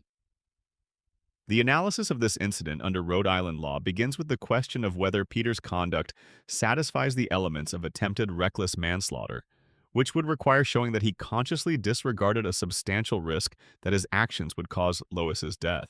Given that he pushed her into water he believed to contain a shark, the reckless disregard element appears clearly satisfied. The cumulative death toll, actual and attempted, associated with Peter Griffin's conduct across the series is difficult to quantify precisely because the show moves past deaths quickly and without formal documentation. But the pattern is undeniable. People die around Peter Griffin. They die in structural collapses caused by his fights. They die in vehicle accidents caused by his reckless driving. They die in bridge explosions caused by his careless phone use. And in each case, the legal analysis leads to the same conclusion. Peter Griffin's conduct was the proximate cause of death. His conduct was criminally negligent or reckless, and under the applicable statutes, he should be charged accordingly. Section 10. Political and diplomatic offenses. Treason, invasion, and the Pretoria problem. We have touched on Pretoria in the public order and state crimes section, but the Pretoria incident deserves its own extended examination because of its extraordinary legal nature. It is not often that a private citizen declares a micronation in a residential neighborhood, invades a neighboring property, and then hosts a diplomatic reception for multiple world leaders who happen to be recognized on the International Terrorist Watch List. The founding of Pretoria in Season 2, Episode 18, represents the most ambitious act of sovereign defiance in Peter Griffin's case file. The discovery that his property existed in a legal gray zone, technically outside the boundaries of the mapped town, gave Peter the raw material for the declaration. The declaration itself, while legally meaningless, was delivered with the full ceremony Peter could muster. He named himself president. He had a flag designed. He approached the United Nations, which in the episode recognizes Pretoria, enough to mock it, which is a form of diplomatic interaction, however dismissive. The United Nations recognition question is interesting from an international law standpoint because there are two theories of statehood recognition. The declarative theory holds that a state exists as soon as it meets the Montevideo criteria, regardless of whether other states recognize it. The constitutive theory holds that a state only exists once it is recognized by other states. If one accepts the declarative theory and argues that Pretoria technically met the Montevideo criteria at the moment of Peter's declaration, then Peter's subsequent invasion of Joahio constitutes an act of war between two sovereign nations. If one accepts the constitutive theory and observes that no state recognized Pretoria, then Peter's declaration was legally void from the moment he made it, and every subsequent act conducted under its claimed authority was the unauthorized action of a private American citizen. Either way, Peter is in serious legal trouble. Under the declarative theory, he is guilty of initiating armed conflict, which under the laws of war and the Rome Statute of the International Criminal Court could give rise to charges of aggression. Under the constitutive theory, he is a private citizen who used force to seize a neighbor's property, which is felony, larceny, and assault. The Saddam Hussein, Muammar al-Gaddafi, and Slobodan Milosevic pool party is its own legal complexity. These three individuals were, at the time of the episode's setting, either designated enemies of the United States, individuals under United Nations sanctions, or war criminals under active international arrest warrant. Providing material support or resources to sanctioned individuals under 18 U.S.C. Section 2339A carries up to 15 years in federal prison. The pool party in Joahio, involving Peter as the host and sanctioned foreign leaders as the guests, could potentially be construed as providing material support to designated enemies of the United States, or to internationally sanctioned individuals, depending on the specific designations applicable at the time. The invitation of these individuals to American territory, even territory claiming to be outside American jurisdiction, also raises questions under immigration law and under the terms of the international arrest warrants that were active against at least one of the attendees. Peter's role in facilitating this gathering, however inadvertent his understanding of its legal implications may have been, creates legal exposure across multiple federal and international frameworks. The dissolution of Pretoria. At the end of the episode, when Peter surrenders to the United States under the threat of Operation Bomb the Crap Out of Your House, does not erase the crimes committed during Pretoria's brief existence. It merely ends the siege. The offenses committed while Pretoria was claimed to exist, including the annexation of Joahio, the hosting of sanctioned foreign nationals, the violations of public order law conducted under claimed diplomatic immunity, and the general use of the Pretoria claim to avoid legal accountability, all remain chargeable offenses. There is also an interesting argument to be made that Peter's founding of Pretoria, if prosecuted under its most aggressive interpretation, constitutes seditious conspiracy under 18 U.S.C. Section 2384. Seditious conspiracy involves conspiring to overthrow the government of the United States, put down its authority by force, or seize or possess its property against its authority. The military invasion of Joahio, even of modest scale, involved the forcible taking of American real property against the authority of the United States government. That is, at minimum, the elements of an argument for seditious conspiracy, which carries up to 20 years in federal prison. Section 11. The prosecution's closing argument. Ladies and gentlemen of the jury, thank you for your patience through what has been an extensive and detailed presentation of evidence. What we have established over the course of this case is not a single crime or a single bad decision or a single instance of poor judgment. What we have established is a systematic, decades-long pattern of criminal conduct that spans virtually every major category of offense in the Rhode Island and federal criminal codes. Let me take you through the charges as we have presented them, and then I want to spend a moment on something that I think is the most important thing to understand about this case. Not the specific charges, but the pattern they reveal. On the vehicular crimes, we have established documented instances of driving under the influence, operating watercraft under the influence, operating heavy machinery under the influence, reckless driving causing property damage and personal injury, vehicular assault, and the negligent use of a vehicle as a weapon. The cumulative sentencing exposure on the vehicular charges alone, accounting for Rhode Island's repeat offender provisions, is in excess of 15 years. On the assault and battery charges, we have established the most extensive pattern of physical violence in this case file. The chicken fight sequence alone generates hundreds of individual counts of assault and battery, each potentially charged at the aggravated level given the use of improvised weapons and the involvement of bystanders. Add the domestic violence against Lois, the child abuse of Meg, the assault of the pregnant coworker, the assault of the teenage boy, and the firearms incident involving Cleveland Jr., and the assault charges extend the theoretical maximum sentence into the hundreds of years. On the child abuse and neglect charges, we have established the legal elements of felony child abuse through the physical and emotional abuse of Meg Griffin, criminal child neglect through the systematic failure to meet basic standards of parental care, criminal child endangerment through the repeated exposure of the children to dangerous situations, and attempted child abandonment through the fire station flashback. The child abuse charges carry potential sentences of up to life imprisonment under Rhode Island's most serious child abuse statutes. On the arson and property destruction charges, we have established premeditated commercial arson in the pharmacy incident, arson of the drunken clam, criminally negligent property destruction in the Cleveland house fire, and the cumulative property damage caused by the chicken fights. Add the insurance fraud charges that accompany the arson incidents, and the financial exposure from the property crime section runs into multiple decades.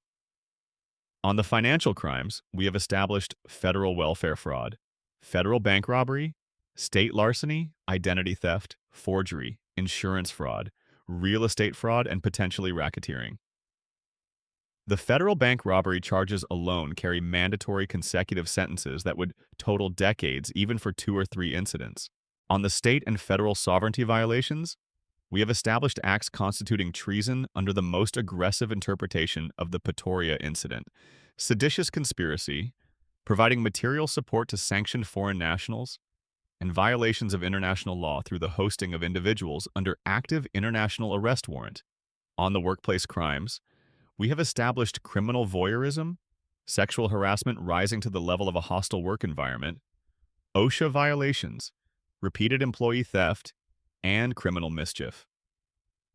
On the deaths and negligent homicide, we have established the bridge explosion as a basis for multiple counts of reckless manslaughter, the chicken fights as a basis for multiple counts of negligent homicide, the near-fatal boat incident as a basis for attempted reckless manslaughter, and the Cleveland Jr. shooting as a basis for reckless endangerment, escalating toward attempted manslaughter.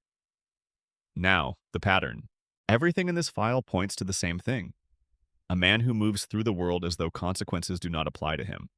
Not because he does not know they should, he knows. Meg told him directly, in terms that cannot be misunderstood, that he would be in jail if anyone in the outside world could see how he behaves. She said this to his face. He laughed. That laugh is the most important piece of evidence in this entire case. It is not the laugh of a man who does not understand what is being said to him. It is the laugh of a man who has learned, through experience, that the consequences other people face simply do not arrive for him. The welfare fraud judge sentenced him. He walked. The arson case resulted in a conviction.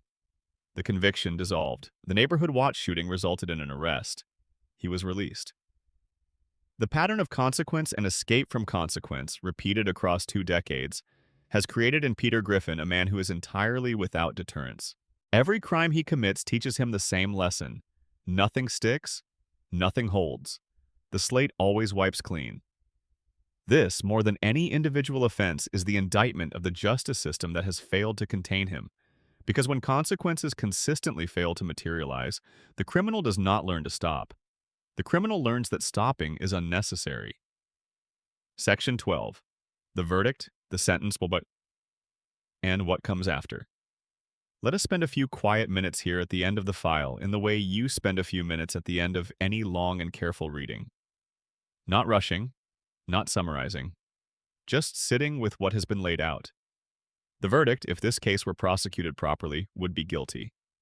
Guilty across virtually all charges with the possible exception of the terrorism charges, where the involuntary nature of Peter's initial recruitment could support a partial defense. On the vehicular crimes, guilty. On the assault, guilty. On the child abuse, guilty. On the arson, guilty. On the fraud, guilty. On the sovereignty violations, guilty on the lesser counts at minimum. On the workplace crimes, guilty. On the homicide and manslaughter charges, guilty at the negligent homicide level with possible elevation to reckless manslaughter on the bridge incident.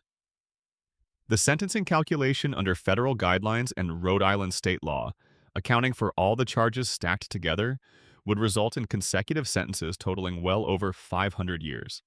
Even with concurrent sentencing on the most closely related charges, and with appropriate grouping of offenses under the sentencing guidelines, Peter Griffin would receive a minimum of 100 years in federal and state custody.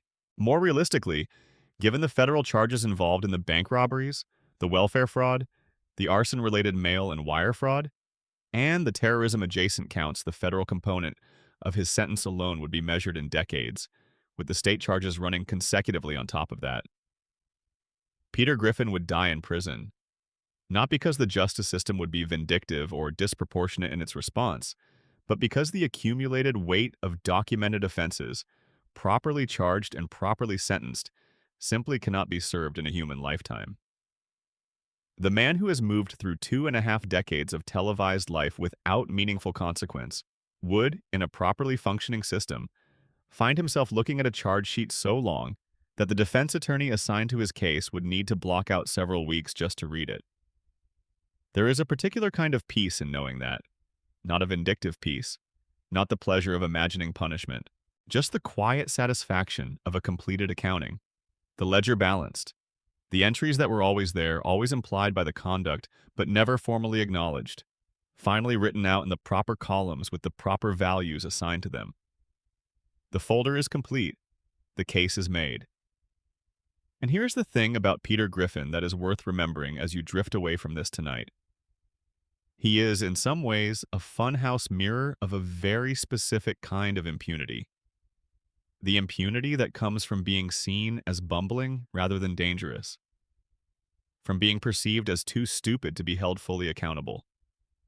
From living in a social ecosystem that keeps rewriting the slate, because the consequences of holding it steady are more uncomfortable than the consequences of letting it go.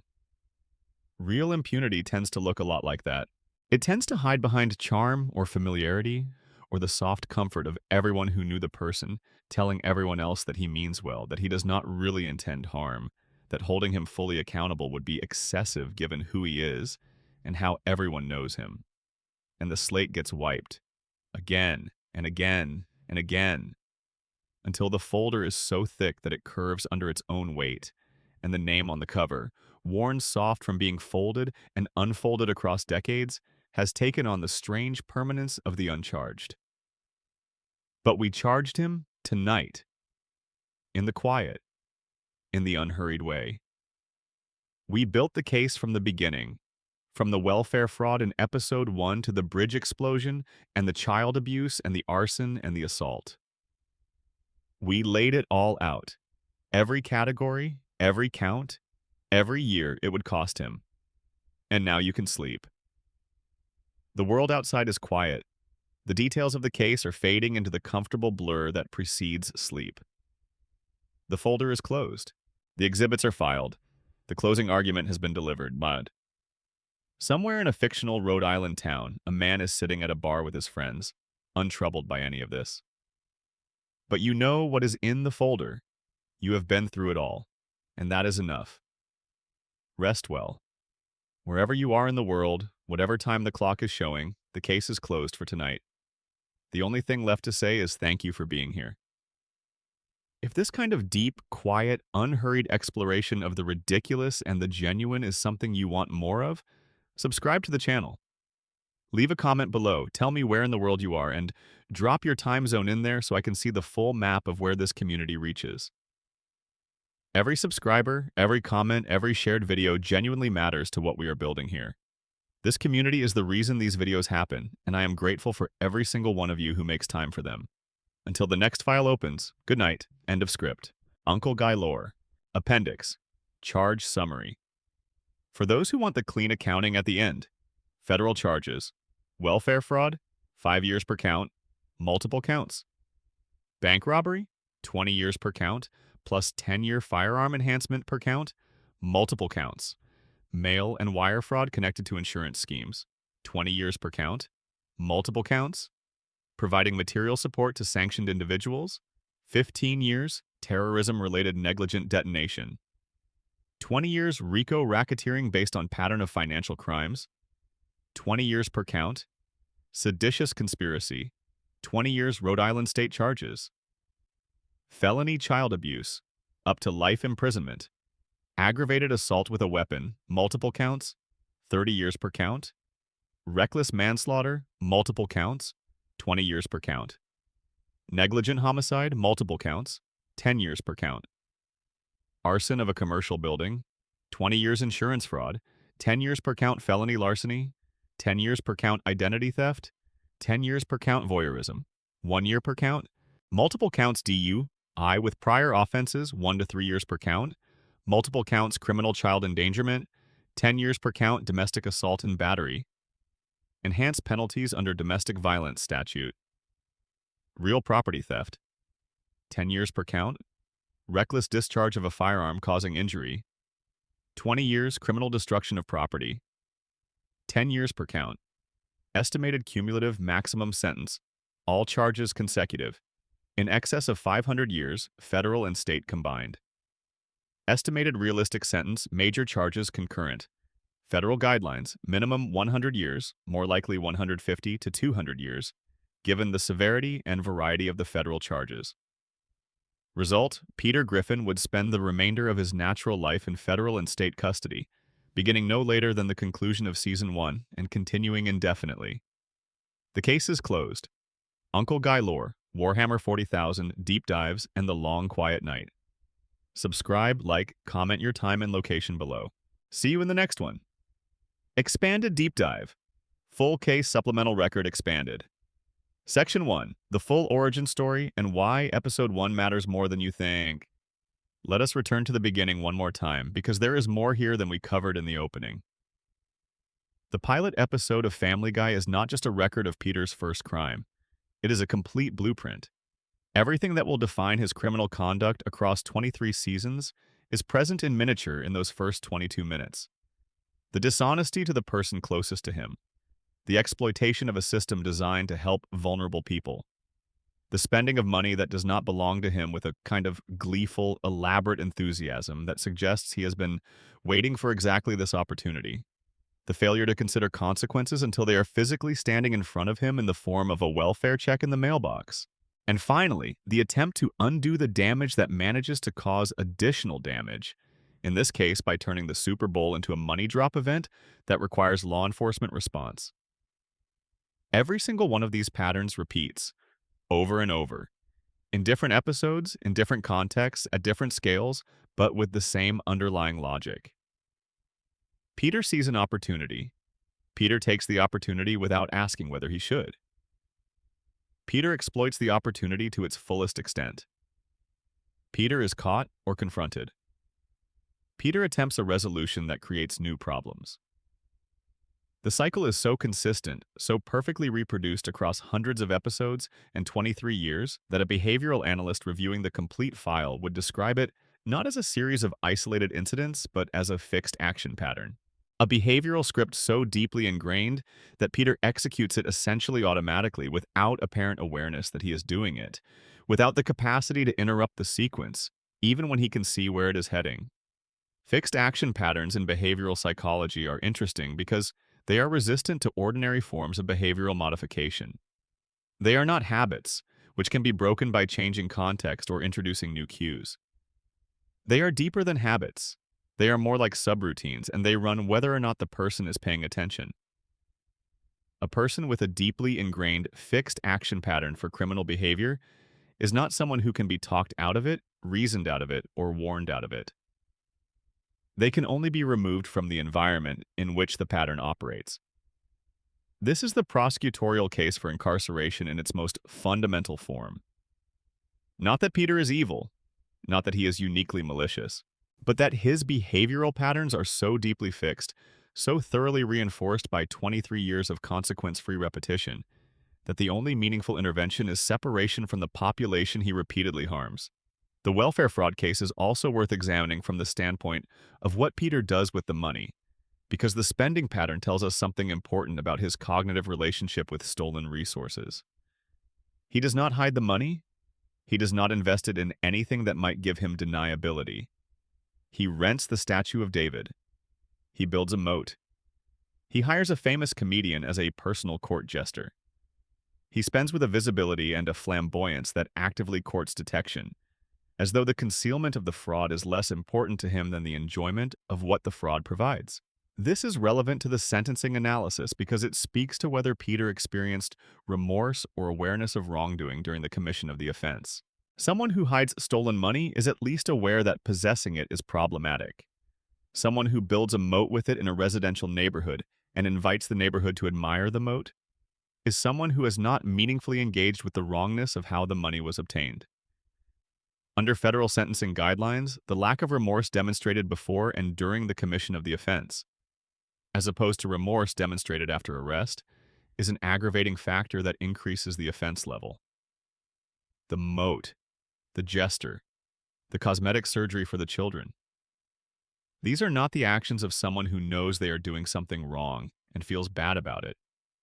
These are the actions of someone who is genuinely enjoying himself. And that enjoyment, documented in the episode itself, is evidence of the mental state that aggravates the sentence. The resolution of the welfare fraud case, in which Peter attempts to return the money by dropping it from a blimp over the Super Bowl stadium, is also worth examining in legal detail because it is presented within the episode as a redemptive act, an attempt to make things right. But the legal reality is different. Distributing currency by dropping it from an aircraft over a crowded public venue creates multiple criminal charges independent of the original fraud. Disorderly conduct on a massive scale as the crowd scrambles for falling money. Interference with a public event. Potential reckless endangerment as the crowd response creates dangerous conditions. Federal aviation violations for the unauthorized use of the blimp and its operation over a crowded stadium. Each of these charges arises from the attempt to resolve the original crime, which is why good prosecutors are always wary of defendants who try to resolve their crimes in ways that create new ones. Peter is eventually arrested and convicted in the episode, which, as noted, is the appropriate result. The sentence of 24 months in federal prison for welfare fraud is, under the actual guidelines applicable to a scheme of this dollar value, on the light side.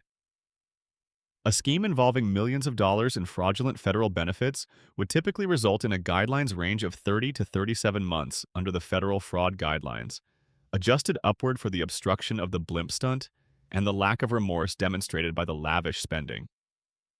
The judge's leniency is a gift that Peter neither appreciates nor deserves.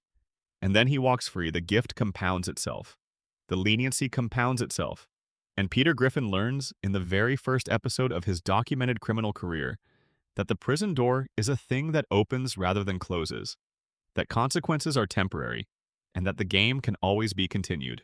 23 years later, the game is still being continued. The lesson was learned thoroughly and permanently on day one. Expanded Section 2. The complete vehicular record. Every incident, every statute, every year. Let us return to the vehicular crimes and give them the full treatment they deserve, because the brief account in the main section only scratches the surface of how thoroughly Peter's relationship with motor vehicles constitutes a documented pattern of criminal conduct that, under Rhode Island's habitual offender provisions, would result in permanent license revocation and mandatory incarceration long before we reach the later seasons. Rhode Island's habitual offender statute, Section 31-40-1 of Rhode Island General Laws, provides for the classification of a driver as a habitual offender when they have accumulated 3 or more convictions for moving violations involving the use of an automobile in a reckless or dangerous manner within a 5-year period. A habitual offender classification results in license revocation for 5 years on first classification and 10 years on subsequent classifications. Operating a vehicle while classified as a habitual offender is a separate criminal offense carrying up to 5 years in state prison. Peter Griffin would achieve habitual offender status in roughly the first 2 seasons of the show, and would maintain it continuously thereafter. The drunk driving incidents alone, distributed across 23 seasons of regular operation of motor vehicles after consuming substantial quantities of alcohol, would generate multiple habitual offender classifications. Each subsequent DUI, charged as a repeat offense, carries the mandatory minimum of 1 year in state prison and permanent license revocation. Peter operates motor vehicles throughout the series with no apparent interruption, which means that every post-habitual offender driving incident is also a violation of the license revocation, adding a separate criminal charge to each already charged incident. The compounding nature of the vehicular charges is important to understand. Each time Peter drives after a prior DUI conviction, he is not just potentially committing another DUI, he is committing a violation of any license suspension or revocation that arose from the prior conviction. Under Rhode Island law, driving while license suspended is a separate criminal offense from the underlying traffic offense that caused the suspension. If Peter is driving while suspended and also driving drunk, he is committing 2 separate crimes in that single drive. If he then causes an accident while doing both of these things, the accident creates additional charges. The charges stack. Now, let us walk through the specific vehicular incidents in greater detail than we did in the main section. The first season includes multiple incidents of Peter driving to and from the Drunken Clam in a state that, based on the amount consumed at the bar in the episodes in question, would register above the legal limit for blood alcohol concentration. Rhode Island's legal limit is 0.08 grams of alcohol per 100 milliliters of blood, which is the federal standard adopted by all 50 states. A man of Peter's body weight consuming the quantities of beer shown in the bar scenes would almost certainly exceed this limit by the time he exits the bar and enters his vehicle. The fact that no breathalyzer is administered and no DUI is formally charged in the majority of these episodes does not change the underlying criminal reality. The crime is committed at the moment. The impaired person starts the engine, regardless of whether law enforcement is present to observe it. In Season 4, after the show's revival, Peter's driving behavior becomes visibly more reckless. The animation style of the revival seasons depicts Peter's movements as more exaggerated, his actions as more extreme, and his driving in particular as more carelessly catastrophic. The Season 4 episode Petarded, in which Peter discovers that he qualifies for a disability certificate based on his intellectual functioning, is relevant to the vehicular crimes section because it raises the question of whether Peter's baseline cognitive functioning makes him a person who should never have been issued a driver's license in the first place. The episode documents that Peter's intellectual assessment places him in a range that would, in a jurisdictional context where driver fitness evaluations were rigorously applied, give a licensing authority grounds to question his ability to safely operate a motor vehicle independently of the alcohol question. Rhode Island does not have a specific IQ threshold for driver's license eligibility, but it does require that applicants demonstrate the cognitive ability to understand and apply traffic laws. An individual who cannot reliably understand cause and effect, who cannot predict the consequences of traffic decisions, and who cannot process rapidly changing road conditions in a way that allows for safe response, is not a person who meets the fitness standard for licensure. Peter's documented cognitive profile raises legitimate questions about whether his license was appropriately issued and whether it should ever have been renewed. The Season 4 episode Peter's Got Woods is relevant to the vehicular section because it involves Peter taking drastic, unilateral environmental action that destroys trees in a public park with the equipment he uses for this destruction, including vehicles. The damage to public property caused by his operation of that equipment, combined with the possible impairment involved, generates both reckless destruction of property charges and potential vehicular crime charges. In Seasons 6 and 7, after the Writers Guild of America strike disruption that the transcript document identifies as a significant turning point in the show's direction, the vehicular incidents become more extreme.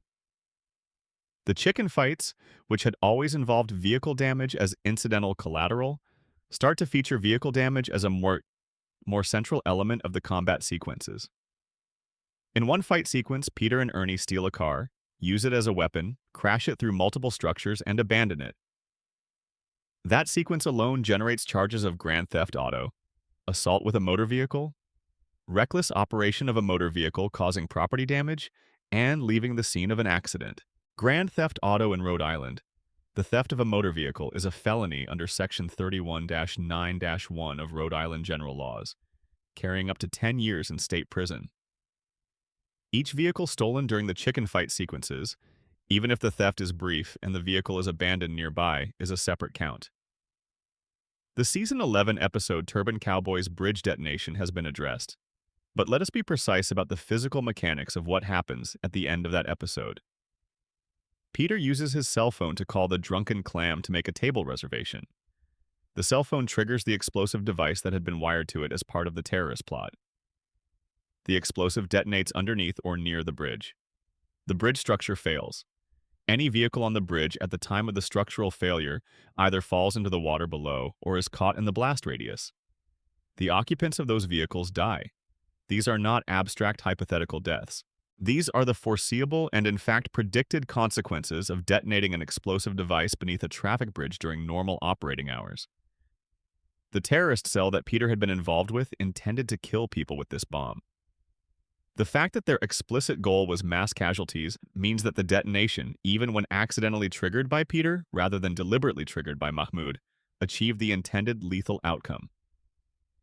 Peter is not Mahmoud. He did not intend to kill people. But he detonated a bomb that was designed to kill people and did kill people. And that is the factual predicate for the negligent homicide charges.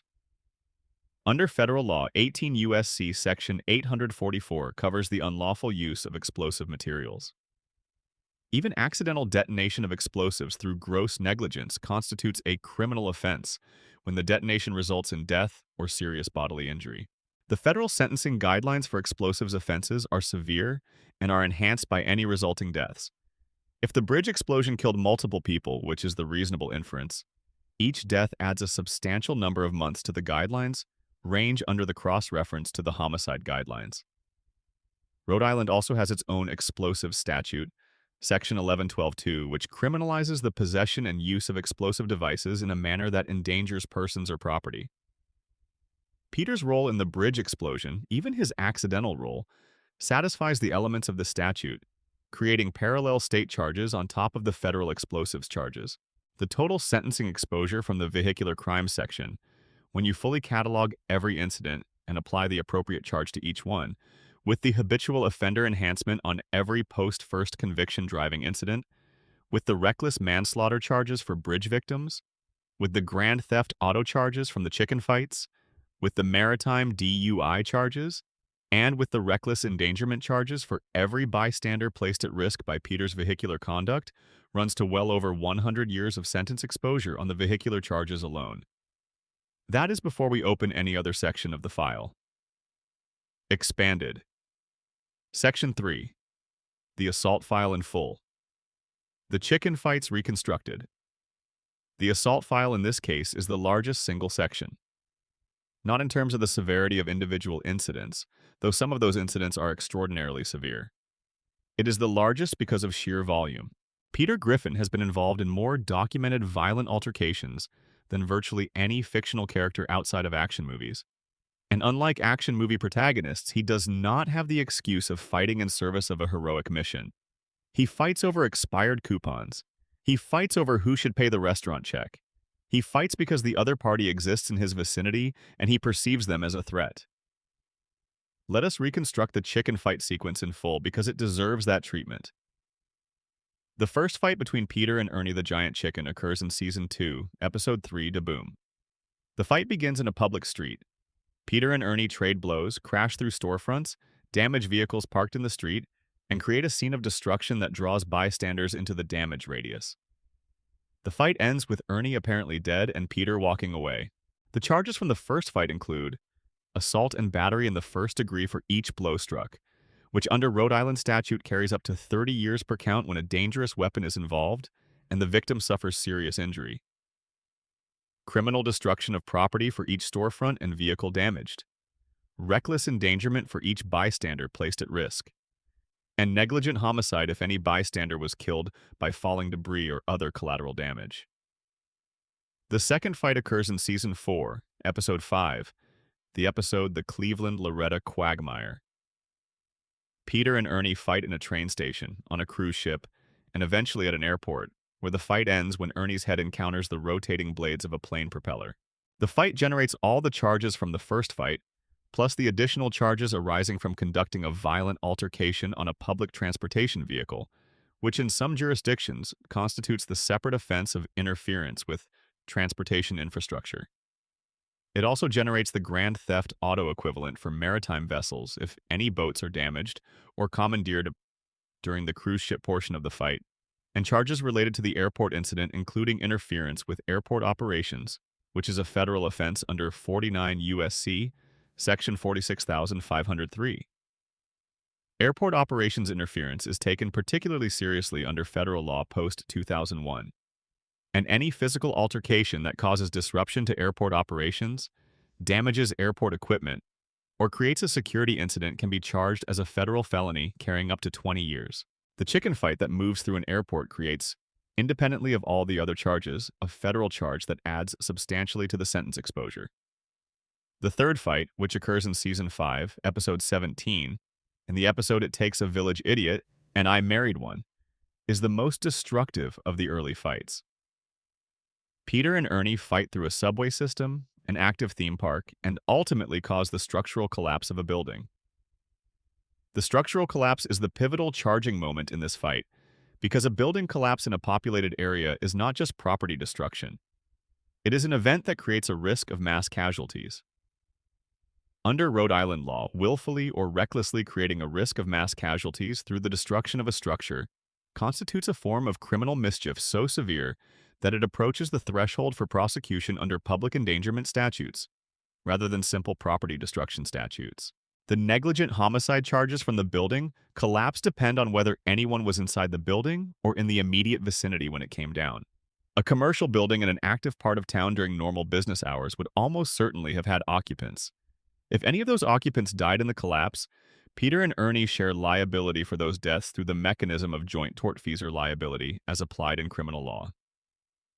Both parties to the fight that caused the collapse are jointly responsible for any deaths caused by the collapse, and Rhode Island's criminal law applies the same logic. Both are charged with negligent homicide for each death caused by the collapse. The charges run to Peter and to Ernie separately and severally. The fourth fight, in Season 8, Episode 15, the episode Brian's Got a Brand New Bag, moves through multiple residential neighborhoods and eventually ends in an underground setting. The residential neighborhood fighting generates charges of criminal trespass, reckless endangerment of residential occupants, destruction of private property including damage to fences, vehicles, and landscaping, and public disorder. The fight ending underground adds the possibility of charges related to unauthorized entry into municipal infrastructure. The fifth documented fight in Season 9, Episode 1, the episode And Then There Were Fewer, adds the wrinkle of Peter having recently suffered amnesia, which Ernie actually helps him recover from with blunt force trauma in a moment of strange camaraderie before the fight resumes. The amnesia element is interesting from a legal standpoint because voluntary intoxication and certain medical conditions can affect the mental state element of criminal charges. However, the amnesia in this case was pre-existing rather than caused by the fight, and the charges arising from the fight itself are not affected by Peter's earlier medical state.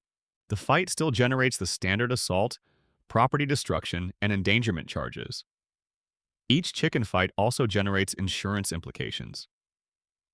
The property damage caused by the fights, across multiple businesses, residential properties, and public infrastructure, creates insurance claims by the affected property owners. Those claims are paid by insurance companies that then have subrogation rights against the parties who caused the damage. In a civil context, Peter and Ernie would jointly face civil judgments for all the property damage caused by their fights. In the criminal context, the restitution order arising from criminal conviction for property destruction would require Peter to pay for the damage he caused, which at current Rhode Island property values would amount to millions of dollars across all the fights combined. The assault charges that arise not from the chicken fights, but from the domestic and interpersonal violence in Peter's life are, as noted in the main section, in some ways more serious because of the relationship between the parties and the enhanced penalties that relationship triggers. Let us spend more time on the domestic violence dimension. Rhode Island's Domestic Violence Prevention Act is one of the most comprehensive in the region. It includes a mandatory arrest provision that requires law enforcement to make an arrest when there is probable cause to believe that a domestic violence offense has been committed, regardless of whether the victim requests an arrest. The mandatory arrest provision exists precisely because domestic violence victims are often in a position where they cannot or will not report abuse or request arrest without risking further harm from the abuser. The law removes that choice from the victim's hands and places it with law enforcement, where the personal safety of the victim is not a factor in the arrest decision. Peter's domestic violence against Lois, documented across multiple episodes, would trigger the mandatory arrest provision every time it occurred in the presence of a mandatory reporter or law enforcement officer. In a world where Rhode Island's mandatory arrest provision was being consistently applied, Peter would have been arrested on domestic violence charges multiple times per season from approximately Season 2 onward. Each arrest, each conviction, each enhancement for subsequent offense would compound the sentence exposure. The domestic violence enhancement under Rhode Island law applies not just to the assault charge, but to any criminal charge that arises in a domestic context.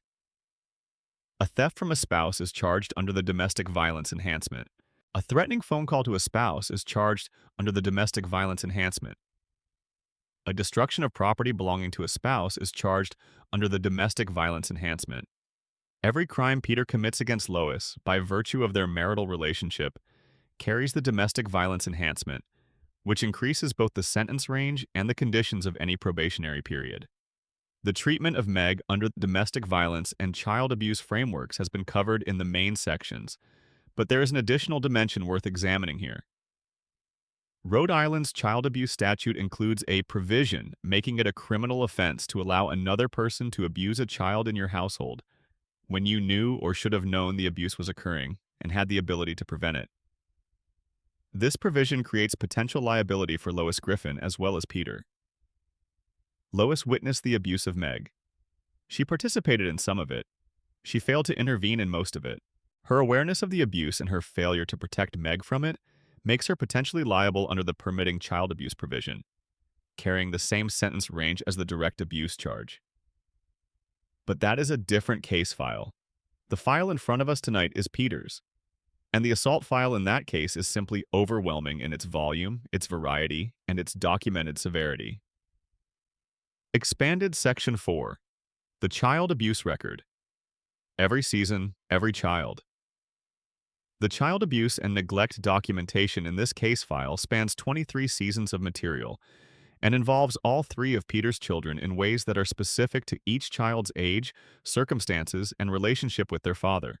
We have covered the Meg abuse in substantial detail, but let us take a chronological view of how that abuse developed and escalated season by season, because the chronological picture is important for establishing the pattern element that elevates the charges from individual incidents to a sustained course of conduct. In seasons 1 through 3, the family court document we discussed in the transcript section confirms Meg was treated primarily as the least interesting member of an otherwise chaotic family. The abuse was mild. The neglect was incidental.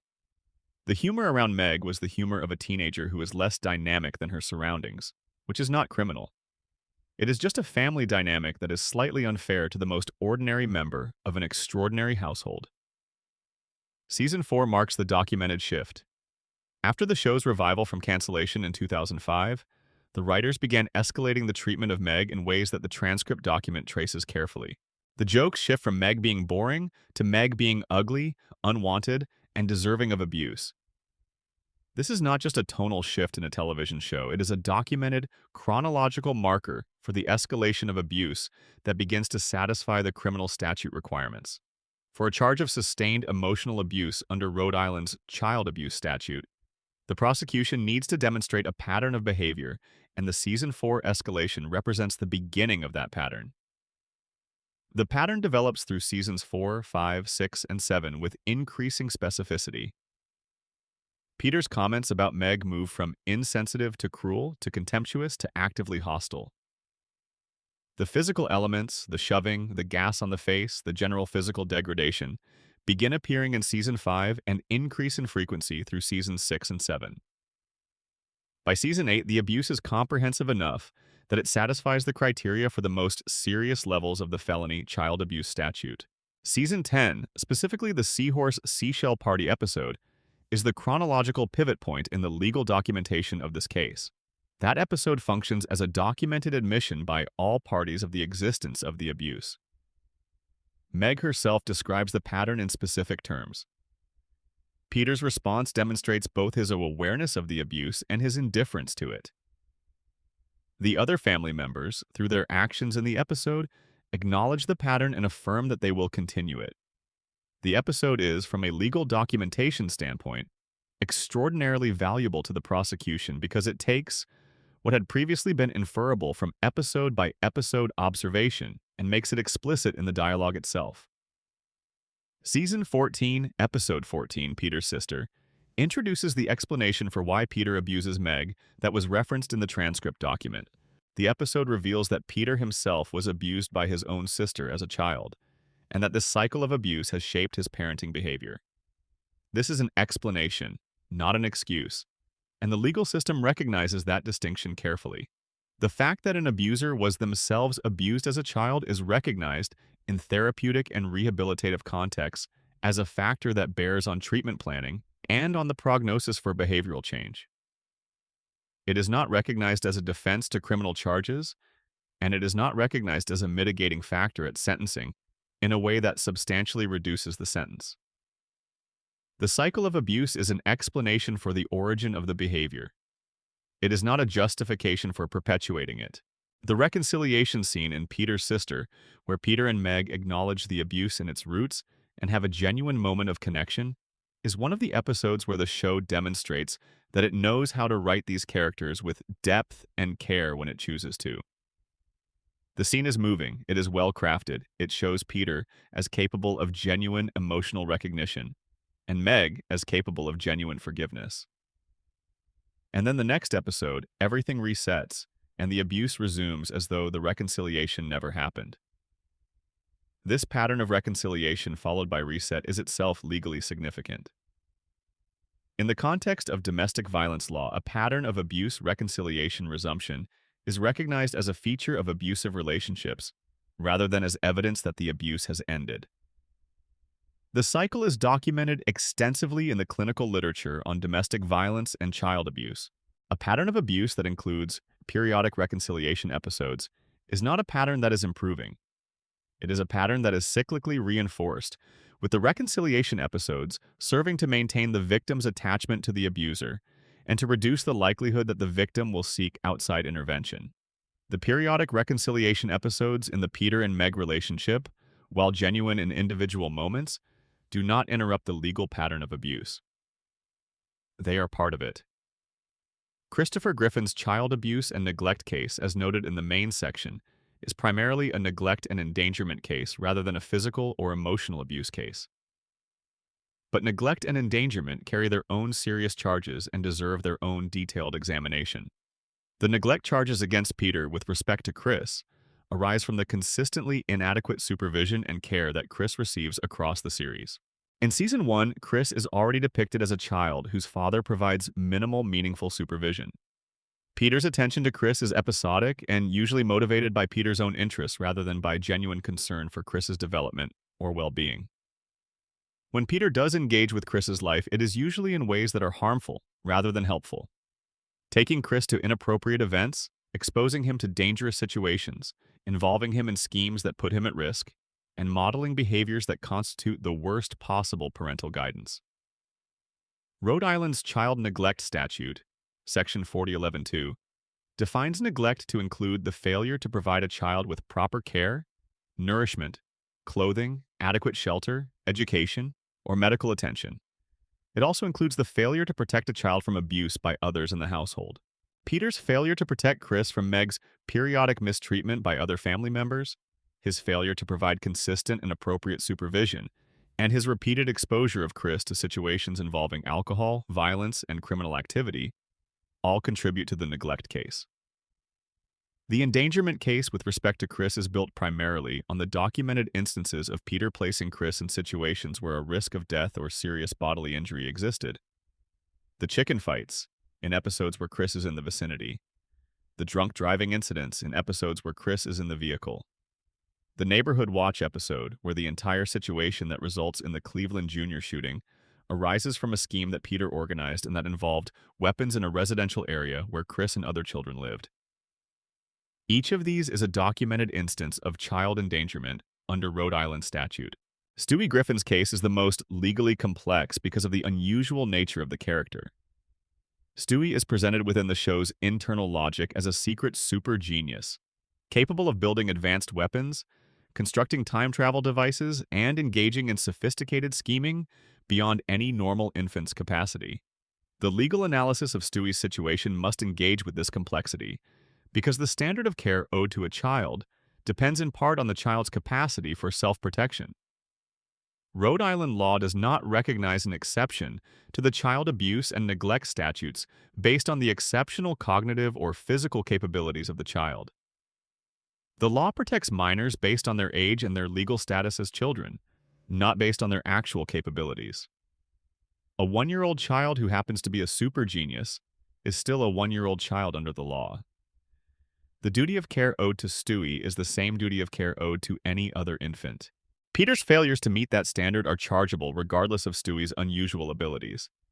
With that framework established, the Stewie case file includes neglect in the form of inadequate supervision and inadequate attention to the basic physical and emotional needs of an infant, exposure to dangerous situations through the general chaos of the Griffin household, the provision of an environment in which Stewie has access to weapons materials he uses to construct genuinely dangerous devices, and the failure to seek appropriate intervention for a child who displays what any pediatrician would recognize as symptoms requiring urgent professional assessment.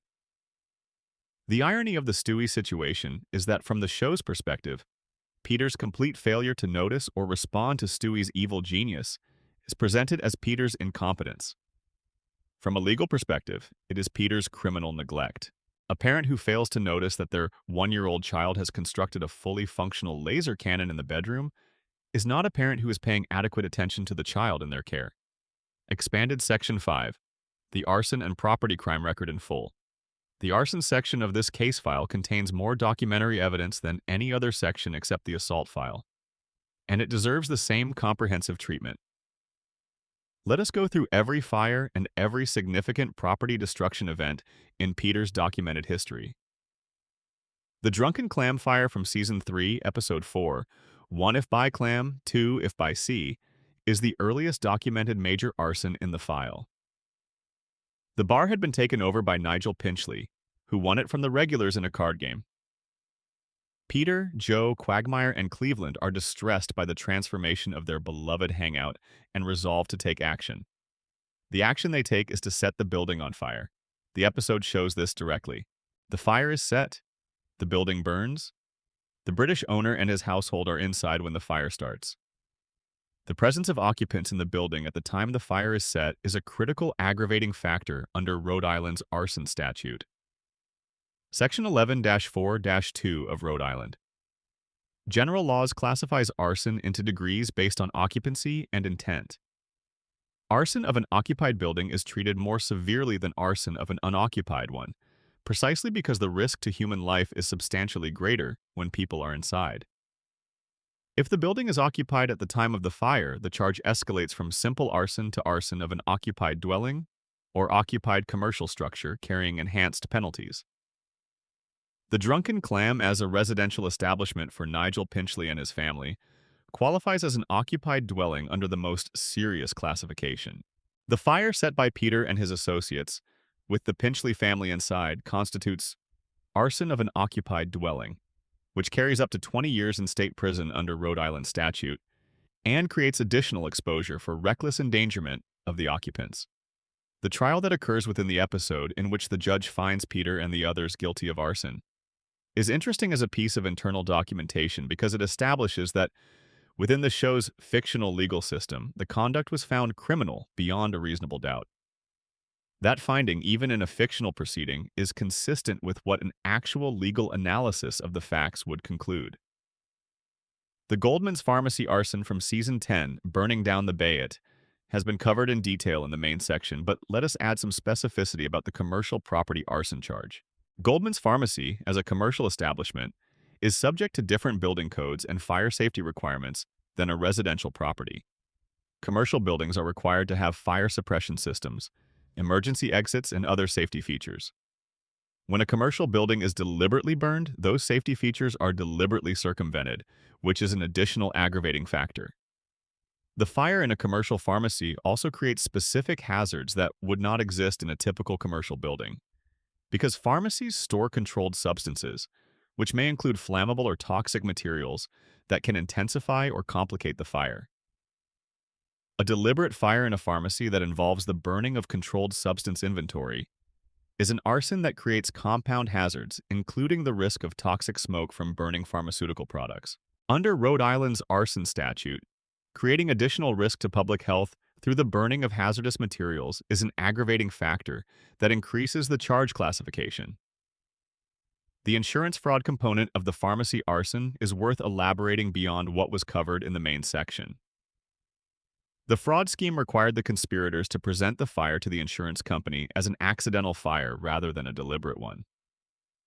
This involved creating a cover story, which is documented in the episode when the characters discuss how the fire will appear to investigators. The creation of a cover story for an arson investigation constitutes obstruction of justice under both Rhode Island and federal law, adding obstruction charges to the arson and fraud charges. Rhode Island's obstruction of justice statute, Section 1132(3), makes it a criminal offense to knowingly make or cause to be made any false statement to a law enforcement officer or investigator for the purpose of impeding an investigation. The false statements made to the insurance company's arson investigator and potentially to fire marshals. Investigating the Goldman's Pharmacy fire constitute obstruction under this statute. Each false statement is a separate count. An insurance fraud investigation of a commercial fire typically involves multiple meetings with investigators, multiple written statements, and multiple recorded communications, each of which represents a potential obstruction count. The property damage caused by the Ernie chicken fights deserves its own detailed accounting, because it is by far the largest category of property damage in the case file when aggregated across all the fights. Let us try to construct a rough estimate. Fight 1, Season 2, street-level destruction in what appears to be a commercial district, multiple storefronts damaged, several vehicles destroyed, public infrastructure damage. Conservative estimate at current Rhode Island property values, $1 to $2 million. Fight 2, Season 4. Train station damage, cruise ship damage, airport damage, including damage to a commercial aircraft. Airport and aviation damage is particularly costly because of the specialized nature of the equipment and the regulatory requirements governing its repair. A commercial aircraft damaged in a ground incident at an airport requires extensive safety inspection and potentially significant structural repair before it can return to service. Conservative estimate including aviation damage, $10 to $20 million. Fight 3, Season 5. Subway system damage, theme park damage, building structural collapse. A structural collapse in a commercial area requires the complete demolition of the remaining structure and the reconstruction of the building, plus remediation of any adjacent buildings damaged in the collapse. Subway damage requires specialized repair and creates operational disruption to the transit system during repair. Conservative estimate, $20 to $30 million. Fight 4, Season 8, multiple residential neighborhood damage, underground infrastructure damage. Conservative estimate, $5 to $10 million. Fight 5, Season 9, residential and commercial damage. Conservative estimate, $3 to $5 million. Additional fights in subsequent seasons, each adds to the running total. By the time we reach Season 15, the cumulative property damage from the chicken fights alone, across all documented incidents, almost certainly exceeds $100 million in total. Criminal restitution in Rhode Island is ordered as part of sentencing for property crime convictions, under Rhode Island General Laws Section 12-19.1-4. The court is required to order full restitution to each victim of a property crime, unless the court makes specific findings that the defendant's ability to pay does not support a full restitution order.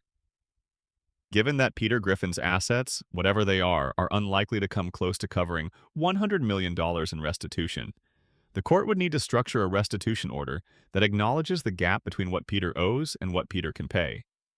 But the nominal order would still reflect the full value of the damage, and the obligation would follow him indefinitely until satisfied. $100 million in restitution for the chicken fights alone. Before the pharmacy, before the drunken clam, before the Cleveland house fire, before the bridge. The property crime section of this case file, when you add restitution on top of the criminal sentences, produces a defendant who is not just facing imprisonment, but facing a financial judgment that would exceed the gross domestic product of some small nations. Expanded Section 6, the financial crimes in full detail. The bank robbery analysis. The bank robbery charges deserve more detailed treatment than the brief account in the main section, because they are among the most serious federal charges in the case file, and because the casual way they are disclosed in the show obscures how severe their legal consequences would be. Federal bank robbery under 18 U.S.C. Section 2113 is one of the oldest and most serious federal criminal statutes. It was enacted in 1934 as part of the federal government's response to the epidemic of bank robberies that characterized the Depression era, and it has been consistently prosecuted at the federal level because banks are federally insured institutions. The federal nexus created by FDIC insurance means that the federal government has jurisdiction over every bank robbery in the country, regardless of whether the bank is a national bank, a state bank, or a savings institution, as long as it carries federal deposit insurance, which essentially all American banks do. The statute distinguishes between robbery, which involves force or intimidation, and burglary, which involves breaking and entering to steal. Bank robbery by force or intimidation carries up to 20 years. If anyone is injured during the robbery, the maximum sentence increases to 25 years. If anyone is killed during the robbery, the maximum sentence is life imprisonment or death. The firearms enhancement under 18 U.S.C. Section 924C adds a mandatory consecutive sentence of 10 years for the use or brandishing of a firearm in connection with a violent crime. This enhancement is consecutive, meaning it cannot be served concurrently with the underlying sentence. Each count of using a firearm in connection with a bank robbery adds 10 years to the total sentence that must be served. If Peter robbed multiple banks with a firearm on multiple occasions, the Section 924C enhancements stack. Two bank robbery convictions with the firearm enhancement result in a minimum of 40 years. 20 for each robbery running concurrently and 10 for each enhancement running consecutively. Under the federal sentencing guidelines, bank robbery with a firearm starts at a base offense level that, after adjustments for the amount taken, the number of victims, and the specific characteristics of the crime, would typically result in a guidelines range of 120 to 150 months for a first offense. That is 10 to 12.5 years per robbery before enhancements. Peter's statement that he robs banks as an occupation suggests multiple robberies, not a single incident. Each additional robbery adds to the guidelines range and pushes the sentence higher. The fact that Peter commits these robberies without a mask or any disguise is relevant to the guidelines calculation, because it demonstrates a level of brazenness and a disregard for consequences that courts consider in sentencing. It also makes the prosecution's case trivially easy. Every bank in America has surveillance cameras. A bank robbery committed by an identifiable individual without a disguise is solved the moment the investigators review the footage. The lack of a mask is not a mitigating factor, suggesting casual or impulsive behavior. It is a factor that suggests either extreme confidence in his ability to escape consequences, which is consistent with his overall behavioral profile, or extreme cognitive limitations in planning criminal conduct, which is consistent with the Padroted episode's documentation of his intellectual profile. Either interpretation is unhelpful to the defense.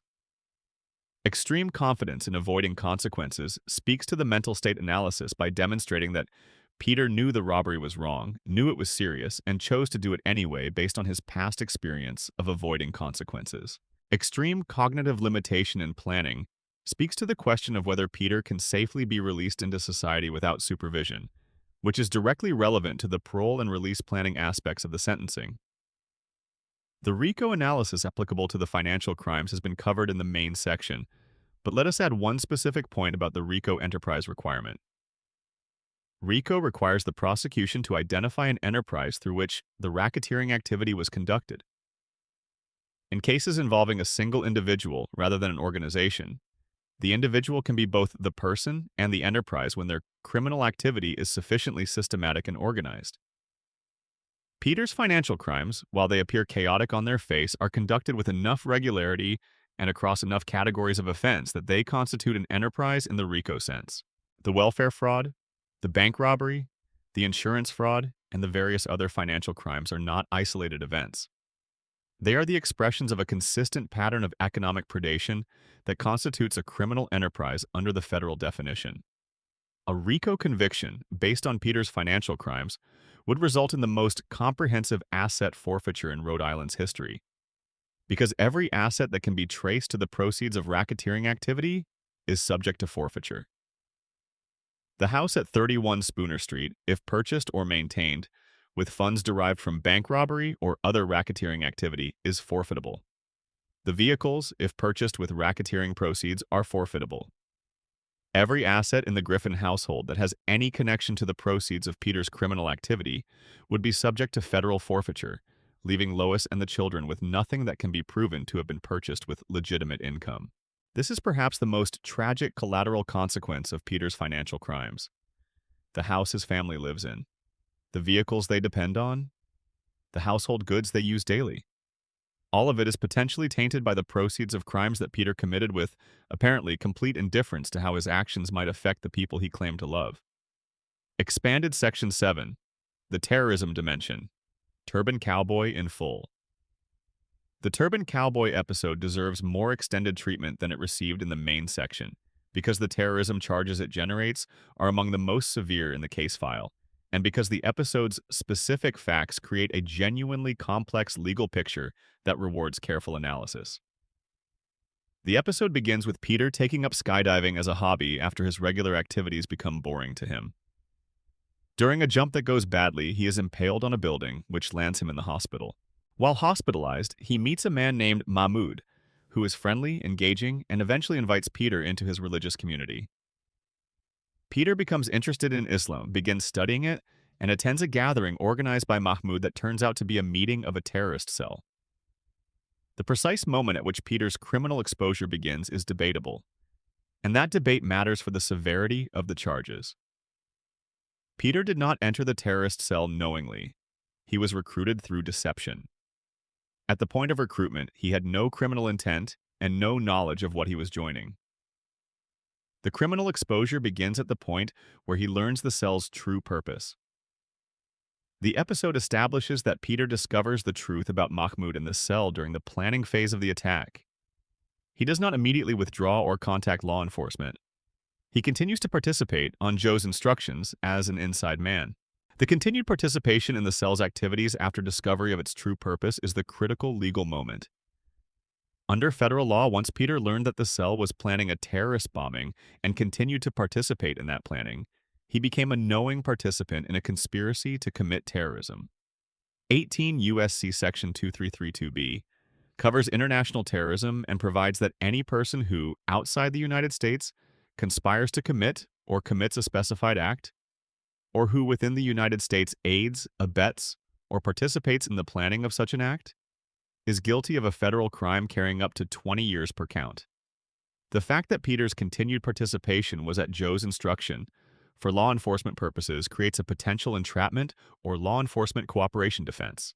Law enforcement cooperation, where a private citizen continues to participate in a criminal enterprise at the direction of law enforcement, typically provides a defense against prosecution for the specific acts committed in furtherance of the enterprise during the cooperation period. The cooperation defense would apply to Peter's continued participation in the cell's planning after Joe's instruction to continue. But the cooperation defense does not cover the final outcome, which is the accidental detonation of the bomb. The cooperation defense covers acts that Peter committed intentionally as part of the law enforcement operation. The accidental detonation was not an act Peter committed intentionally. It was an accident. And accidents are covered by the negligent homicide and reckless manslaughter statutes rather than by any terrorism or conspiracy statute. Peter's cooperation with law enforcement does not provide immunity from criminal liability for the unintended consequences of his negligent handling of the detonation device after the cell was neutralized. The interplay of the terrorism conspiracy charges and the negligent homicide charges creates a complex picture. The terrorism conspiracy charges would likely be dismissed or substantially reduced given the cooperation defense, leaving the negligent homicide charges as the primary basis for prosecution from this episode. The negligent homicide charges, applied to each victim of the bridge explosion, carry up to 10 years per count under Rhode Island statute. If the bridge explosion killed 20 people, the total exposure from this single episode is 200 years. The Boston Marathon reference in the episode, which appears as a cutaway gag depicting a crowd scene, that becomes uncomfortably prescient given that the episode aired in March 2013, and the Boston Marathon bombing occurred in April 2013, is not directly relevant to the legal analysis of Peter's case file. It is, however, relevant to the cultural context of the episode and to the criticism the show received for the coincidental dark comedy. For our purposes, it serves as a reminder that the show was engaging with terrorism as subject matter in ways that did not always account for the proximity of real-world violence. Expanded Section 8, The Workplace. Full OSHA and employment law analysis. The Pawtucket Patriot Brewery is both Peter's place of employment and the site of some of the most thoroughly documented workplace criminal violations in the case file. Let us examine the OSHA dimension of these violations in more technical detail, because the OSHA framework is one that generates criminal liability independently of the state criminal law charges, and that is often overlooked in lay analyses of workplace crime. OSHA's General Duty Clause, Section 5A.1 of the Occupational Safety and Health Act of 1970, requires every employer to provide employees a workplace free from recognized hazards that are causing or likely to cause death or serious injury. This duty applies to all workplaces under federal jurisdiction. The recognized hazard standard requires that the hazard be known to the employer or industry, that the hazard be causing or likely to cause death or serious bodily harm, and that there be a feasible and useful method to correct the hazard. Peter Griffin is not just an employee who creates workplace hazards through his conduct. He is also, in some episodes, a supervisor or person with workplace authority, which means his awareness of hazards and his failure to correct them creates supervisory liability under OSHA. When Peter, in a supervisory capacity, fails to address a recognized workplace hazard, he and the brewery, as his employer, share liability for any injuries or deaths that result from that failure. The most direct OSHA violations in the case file are the forklift incidents, which we have addressed. But there are secondary OSHA violations that arise from Peter's general conduct at the brewery. His intoxication at work is a recognized hazard under OSHA's substance abuse provisions.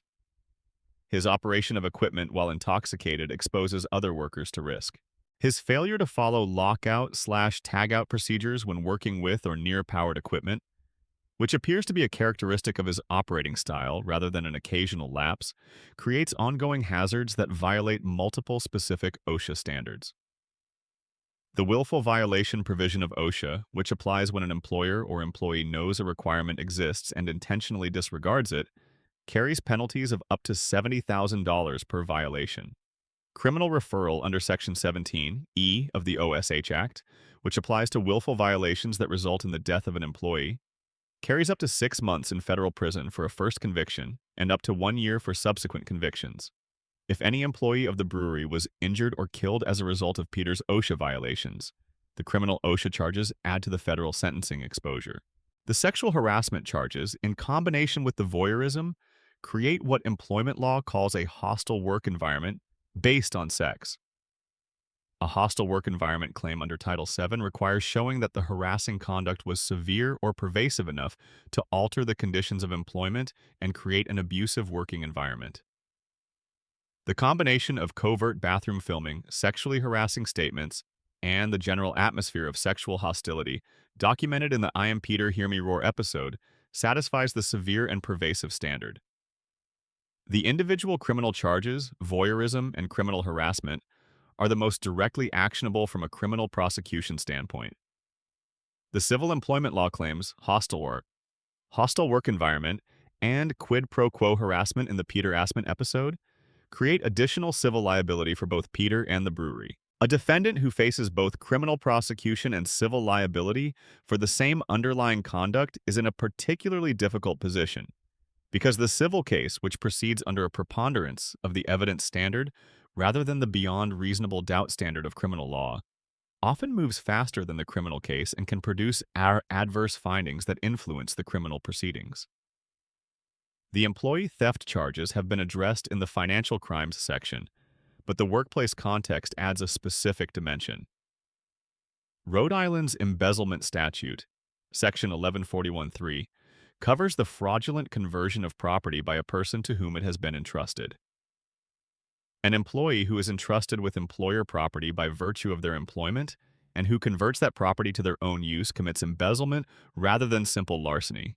Embezzlement carries the same sentence as larceny based on value, but it is charged separately because it involves an abuse of trust rather than a straightforward taking. Peter's theft of brewery assets, committed within the scope of his employment, where he had access to those assets by virtue of his position, qualifies as embezzlement rather than simple theft, which the prosecution would prefer because the embezzlement charge emphasizes the breach of the employer-employee trust relationship.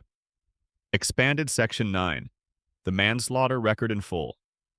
Every death and near death. The deaths associated with Peter Griffin's conduct across 23 seasons have never been formally tallied within the show's internal narrative. The show moves past deaths quickly, treating them as punctuation rather than as events that have lasting significance for the characters or the world they inhabit. But from a legal standpoint, every death is significant, and every death that can be causally connected to Peter's conduct is a potential charge. Let us go through the documented or strongly implied deaths in chronological order. Mr. Weed's death in Season 3, Episode 5, A Fish Out of Water, is the earliest documented death in the file. Mr. Weed chokes on a bread roll during dinner at the Griffin house. As noted in the main section, the precise legal analysis of Peter's liability for this death depends on whether the circumstances of the dinner, including whatever food preparation and hosting practices prevailed, constituted a breach of the standard of care owed to a dinner guest. Under Rhode Island civil law, a host owes a duty of reasonable care to guests, and a failure to meet that standard that results in injury or death can give rise to negligence liability. Whether that civil negligence rises to criminal negligent homicide depends on whether the failure was gross enough to constitute a criminal offense, rather than merely a civil one. The deaths implied by the building collapse in the Season 5 chicken fight are addressed in the assault section. Each death in that collapse is a potential count of negligent or reckless homicide, depending on the mental state analysis. The deaths implied by the bridge explosion in Season 11 are the most significant. The bridge destruction is a mass casualty event. The number of vehicles on a traffic bridge at the time of detonation could range from a handful to dozens, depending on traffic conditions. Each occupied vehicle on the bridge at the time of the explosion represents a potential negligent or reckless homicide count. The prosecution would use traffic data and the typical usage patterns of the bridge to estimate the number of victims, and that estimate would inform the number of counts charged. In the A Shot in the Dark episode, Season 14, Cleveland Jr. is shot by Peter and wounded. The wound is not fatal, but if it had been, it would be reckless manslaughter, because Peter's discharge of the firearm at an unidentified figure was reckless, in the sense that he consciously disregarded the substantial and unjustifiable risk that he was shooting at a person. The near-miss nature of this incident is relevant to the sentencing analysis for the assault with a deadly weapon charge, because the near-miss, the fact that Peter came within inches of killing a child, would be presented to the sentencing court as evidence of the maximum seriousness of the underlying offense. Loretta Brown's death, which occurs in the spin-off series The Cleveland Show rather than in Family Guy proper, has an interesting connection to Peter's conduct. The episode of The Cleveland Show in which Loretta dies involves a sequence in which she falls from a bathtub during an incident similar to the ones depicted in Family Guy, in which Peter's behavior disrupts Cleveland's bathtub time. The implication is that a version of Peter's chaotic behavior contributed to the circumstances of Loretta's death. This is a speculative connection rather than a directly charged one, but it illustrates the way that Peter's pattern of reckless conduct extends beyond direct incidents to create a broader field of risk for everyone in his orbit. The accumulated negligent homicide and reckless manslaughter charges in this case file, applied to all the deaths that can be causally connected to Peter's conduct, generate a sentencing exposure that on its own would result in a sentence exceeding 100 years. Combined with all the other charges in the file, the homicide charges contribute substantially to the conclusion that Peter Griffin would die in federal and state custody. Expanded Section 10. The Pretoria Incident. A complete legal analysis. The Pretoria Incident deserves its own dedicated section beyond what was covered in the sovereign violations part of the main document, because it is genuinely one of the most legally extraordinary events in the case file, and because the legal questions it raises are more complex and more interesting than they might initially appear. Let us start with the constitutional dimension. Peter's declaration of Pretoria raises a foundational question about the limits of individual sovereignty claims within the United States. The 10th Amendment reserves to the states and to the people the powers not delegated to the federal government by the Constitution. Some fringe legal movements have argued, on the basis of various creative readings of the Constitution, that individual Americans can declare themselves to be outside the jurisdiction of federal law. Courts have uniformly rejected these arguments. The rejection is so complete and so consistent across every level of the federal judiciary that it has its own name in legal commentary, the sovereign citizen doctrine, and it is treated as a frivolous legal position that generates sanctions, rather than serious legal engagement when raised in federal court.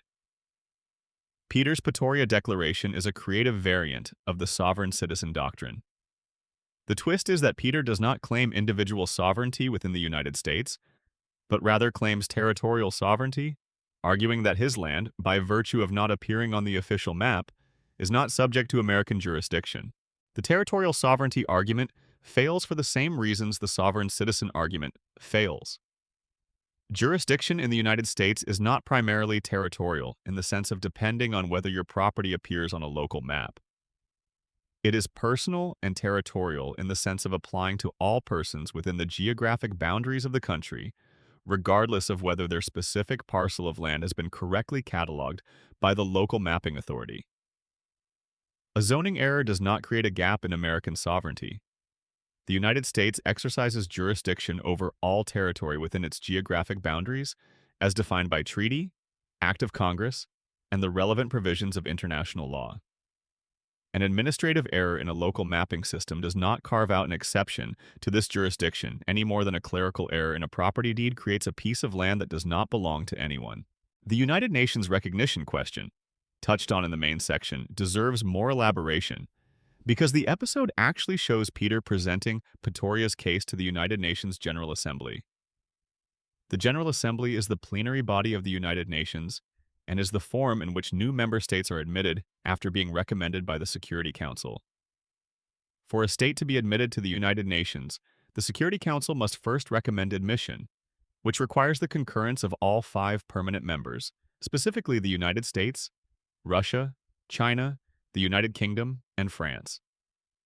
The United States, whose permanent seat on the Security Council gives it veto power over any admission recommendation, would obviously veto any recommendation to admit a micronation located in a Rhode Island suburb that was declared sovereign by a brewery employee.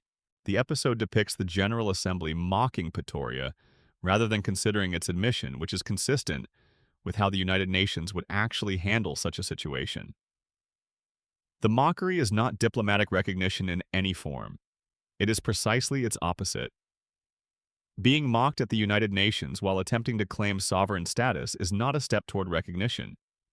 It is evidence of the complete absence of recognition. The annexation of Joahio is, under both American domestic law and international law, an illegal seizure of property. Under domestic law, as noted, it constitutes theft of real property. Under international law, the principle of inviolability of state territory prohibits the acquisition of territory by force.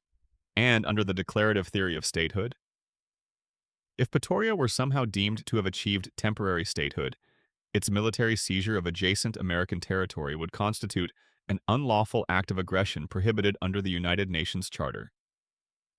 The characters of Saddam Hussein, Muammar al-Gaddafi, and Slobodan Milosevic at Peter's pool party are the most internationally problematic elements of the Pattaya incident. Saddam Hussein was at the time of the episode's setting a designated enemy of the United States under the International Emergency Economic Powers Act, and providing material support or resources to designated enemies of the United States is a federal crime. Muammar al-Gaddafi was the subject of United Nations sanctions and American economic sanctions at various points. Slobodan Milosevic was under active international arrest warrant from the International Criminal Tribunal for the former Yugoslavia for war crimes and crimes against humanity. Peter's hosting of these individuals at his pool party creates material support liability under multiple federal statutes. The provision of a social gathering, including food, swimming facilities, and entertainment, constitutes material support in the form of services and facilities. The fact that Peter may not have been fully aware of the legal implications of hosting these specific guests is relevant to the intent analysis, but does not eliminate the liability entirely. Material support statutes do not require specific intent to support terrorism. They require knowing that the entity being supported is designated as a terrorist organization or hostile foreign power. Expanded final section. The verdict in full. What a real sentencing looks like. Let us do the sentencing math properly because the full calculation is more illuminating than any summary. Under the United States sentencing guidelines, which are the framework used by federal courts in imposing sentences for federal offenses, each offense is assigned a base offense level. Adjustments are made to the base level based on specific offense characteristics: the defendant's role in the offense, the degree of planning involved, the vulnerability of the victims, and the presence or absence of acceptance of responsibility. The adjusted offense level is then combined with the defendant's criminal history category to produce a guidelines range. Peter Griffin's criminal history category, given the documented volume of prior offenses across 23 years, would be the highest available. Category 6. Criminal history category 6 applies to defendants with 13 or more criminal history points, which are accumulated through prior convictions and sentences served. Given the number of individual offenses documented in this case file, even under conservative counting, Peter easily accumulates more than enough criminal history points for Category 6. At the highest offense level and criminal history category on the guidelines table, the recommended sentence for any single major offense is life imprisonment. For the bank robbery with firearms enhancement, the most serious count, the guidelines recommend life for a Category 6 defendant if any victim was seriously injured during any of the robberies. For the child abuse counts, the guidelines similarly recommend life at the most serious levels when the victim is a minor and the abuse was sustained and aggravated. The consecutive mandatory minimums add to the guidelines recommendation rather than being absorbed into it. The Section 924C enhancement for each bank robbery with a firearm adds 10 years consecutively per count. 3 bank robberies with firearms generate 30 years of consecutive mandatory minimums before the underlying sentences are even counted. A realistic federal sentence for Peter Griffin, accounting for the guidelines recommendation, the consecutive mandatory minimums, the role of the sentencing judge in imposing a sentence within or outside the guidelines, range based on the factors set out in 18 U.S.C. Section 3553A, and the practical consideration that judges in major federal cases tend to impose sentences that reflect the full gravity of the offense even when the guidelines do not technically require it, would be structured roughly as follows. On the most serious count, whether bank robbery with injuries or felony child abuse, the court imposes a sentence of 20 to 30 years. On each subsequent robbery count, 10 to 20 years concurrent with each other, but partially consecutive to the primary count. On the Section 924C firearm enhancements, 10 years consecutive per count, 3 counts, 30 years total consecutive. On the arson and fraud counts, 10 to 20 years concurrent with each other. On the conspiracy counts, 5 to 10 years concurrent. On the state charges, running consecutive to the federal sentence to the extent required by the federal detainer provisions, an additional 20 to 40 years for the assault charges, 10 to 20 years for the child abuse charges at the state level, and 5 to 10 years for the miscellaneous property and fraud charges. Total sentence, in the range of 100 to 150 years in combined federal and state custody. With the Section 924C mandatory minimums counted, not less than 130 years before any discretionary federal sentence is even imposed. Minimum age at which Peter Griffin could theoretically be released from custody, assuming he began his sentence at age 45, which is approximately his depicted age in the series, 175 years old. Peter Griffin would die in prison. This is not a conclusion designed for dramatic effect. It is the arithmetic result of applying the applicable sentencing statutes to the documented criminal record. A man with this record, sentenced under these guidelines, does not come home. He serves his sentence to its end in a federal correctional facility, and his end comes before the sentence does. The folder is complete. The mathematics are done. The case has been built, presented, and argued to its conclusion. And now, in the most fundamental sense, the work of this evening is finished. Let the room stay quiet for a moment. Let the details settle into the background, the way they do when you have been listening carefully for a long time, and the careful listening has reached its natural end. This is the moment after the verdict, after the gavel, after the courtroom empties and the clerk switches off the lights, and the building goes still and the case that filled the room for so long is now just a record in a file, properly closed and properly filed. Peter Griffin is in prison, if only in the space of this careful, unhurried accounting, if only for the duration of this night's reading. The moat is dismantled. The bar is closed. The chicken is quiet. The bridge is not exploding. The children are safe. And somewhere a prosecutor is closing a manila folder, setting it on a shelf among the other closed cases, and walking out into the evening with the particular satisfaction of a case properly built, and a case properly argued, and a case properly won. You can sleep now. Thank you, genuinely, for being here for all of it. From the welfare fraud in episode 1 all the way through the Petaria invasion and the bank robberies and the arson and the bridge and the children and the chicken and the closing argument and the sentence. You stayed with it. You let the whole thing unfold, and now you can rest. Wherever you are in the world tonight, whatever the window looks like, whatever the clock is showing, drop a comment and tell me. I love building the map of where this community reaches. Subscribe if you have not already. Tell someone about this who needs a long, quiet night. Until the next file opens. Until the next case needs building. Until the next quiet evening finds us together, somewhere in the dark, with something worth examining carefully. Good night. Uncle Guy Lore, subscribe. Comment your time and place below. See you in the next one. Bonus deep dive. The psychology of Peter Griffin and what the system missed. There is something that criminal justice scholars call the detection gap. It is the distance between the number of crimes committed by any given offender and the number of crimes that are actually detected, reported, charged, and prosecuted. For most offenders, even prolific ones, the detection gap is significant. Studies consistently show that the average person arrested for a property crime has committed many more property crimes than the one they were arrested for. The same is true for violent offenders, financial criminals, and habitual traffic violators. The criminal justice system, at its best, catches a fraction of what actually happens. For Peter Griffin, the detection gap is not a fraction. It is essentially the entire record. 23 seasons of criminal activity, hundreds of documented incidents, a case file thick enough to cause physical strain when you lift it, and at the end of all of it, a man who has faced genuine consequences approximately 3 times across 23 years, who has been incarcerated for longer than a single episode, perhaps never, and who has returned every time to the same household, the same neighborhood, the same bar, the same patterns, with the slate wiped and the world reset. The detection gap in Peter's case is a product of multiple failures that compound each other. Law enforcement failures. In a community where a man of Peter's documented profile should have accumulated a felony record before the end of Season 2. Community reporting failures. In a neighborhood where Meg's abuse should have generated mandatory reporter responses long before Season 10. Prosecutorial failures.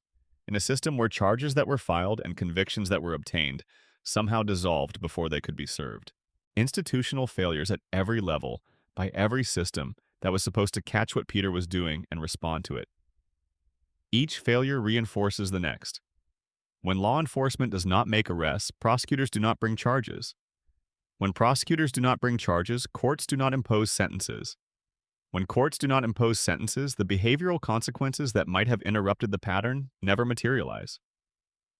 And the pattern continues, season after season, incident after incident, victim after victim.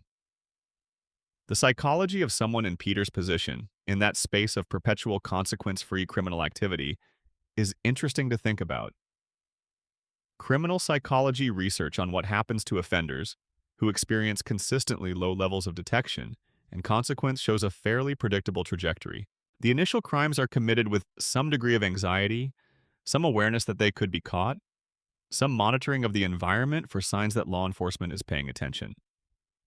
When that monitoring consistently returns the message that law enforcement is not paying attention, the anxiety decreases. The monitoring becomes less frequent. The caution that governed the early criminal acts begins to erode. By the middle and later seasons of Family Guy, Peter Griffin is not cautious. He is not careful. He is not monitoring the environment for signs of detection. He commits his crimes in broad daylight in full view of witnesses, often while announcing what he is doing and why.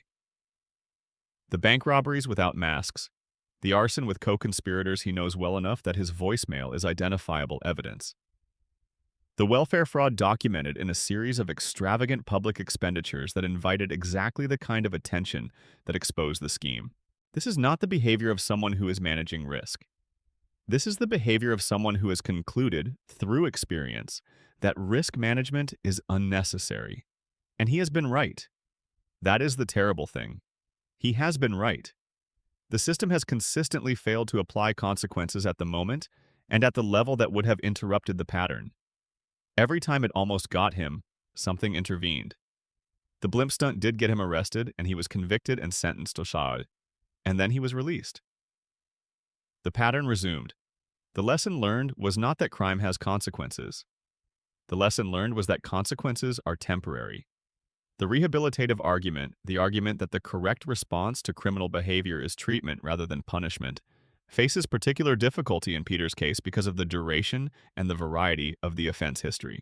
Rehabilitative programs are most effective with offenders who have committed a relatively narrow range of offenses in a relatively short period, who have a specific treatment target, and who have not yet developed the deeply ingrained patterns of thinking and behavior that characterize career criminals.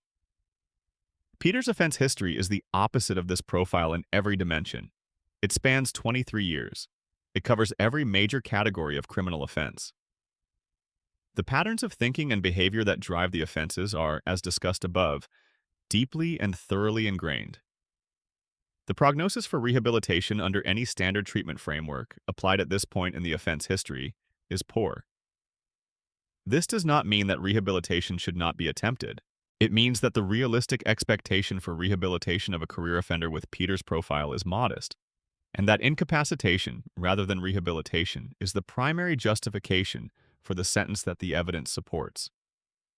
Incapacitation, keeping Peter in a place where he cannot harm additional victims, is the most defensible basis for the length of sentence we have calculated. It is the reason that sentences of this length exist in the criminal justice system, not to punish beyond what the offense deserves, but to protect beyond what a shorter sentence would allow. Bonus section. The friends as co-defendants, Joe, Quagmire, and Cleveland. No comprehensive prosecution of Peter Griffin's criminal conduct could proceed without at least acknowledging the role of his closest associates in enabling, facilitating, and sometimes directly participating in that conduct. Glenn Quagmire, Cleveland Brown, and Joe Swanson are not innocent bystanders who happen to be Peter's friends. They are, in various episodes and in various degrees, co-conspirators, accomplices, and in Joe's case, a law enforcement officer who has repeatedly failed to act on criminal conduct he directly observed. Joe Swanson's situation is the most legally interesting because he is a police officer. As a law enforcement officer, Joe has legal duties that private citizens do not have, including the duty to report criminal conduct he observes, the duty to arrest individuals he has probable cause to believe have committed crimes, and the duty to not use his official position to facilitate or conceal criminal activity. Joe's failure to arrest Peter for the pharmacy arson, despite having obtained the voicemail evidence of Peter's culpability, is a dereliction of duty. Under Rhode Island law, dereliction of duty by a law enforcement officer is a criminal offense under Section 1132(3), carrying up to 2 years in prison. Obstruction of justice by a law enforcement officer who knowingly fails to act on criminal evidence carries enhanced penalties because of the breach of the public trust element. The pharmacy arson episode is the clearest case of Joe's criminal culpability, but it is not the only one. Joe has been present at, or in proximity to, multiple incidents of Peter's criminal conduct across the series. His knowledge of Peter's DUI history, given that he is both Peter's friend and a police officer who has shared many of the same bar evenings, is essentially complete. His failure to take any enforcement action with respect to Peter's drunk driving, in circumstances where a police officer's failure to act constitutes willful blindness to criminal conduct, creates potential criminal liability for Joe himself. Glenn Quagmire is a direct co-conspirator in the pharmacy arson, as established in the episode. His participation in the planning and execution of the fire, combined with his receipt of a share of the insurance proceeds, makes him equally culpable with Peter and Mort under the conspiracy and arson statutes. The fact that Quagmire subsequently feels guilty about the crime and is nearly the one who breaks under Joe's investigation suggests that he has more residual conscience than Peter with respect to this particular offense, but residual conscience does not reduce criminal liability. Cleveland Brown's participation in the Drunken Clam arson in Season 3, if established as direct participation in the setting of the fire, makes him a co-conspirator and accomplice in that arson. Cleveland's generally more restrained character across the series suggests that his involvement in Peter's criminal enterprises is usually more reluctant and less enthusiastic than either Quagmire's or Peter's. But reluctance in the commission of a crime does not eliminate criminal liability. It may be a mitigating factor at sentencing, but it is not a defense to the underlying charge.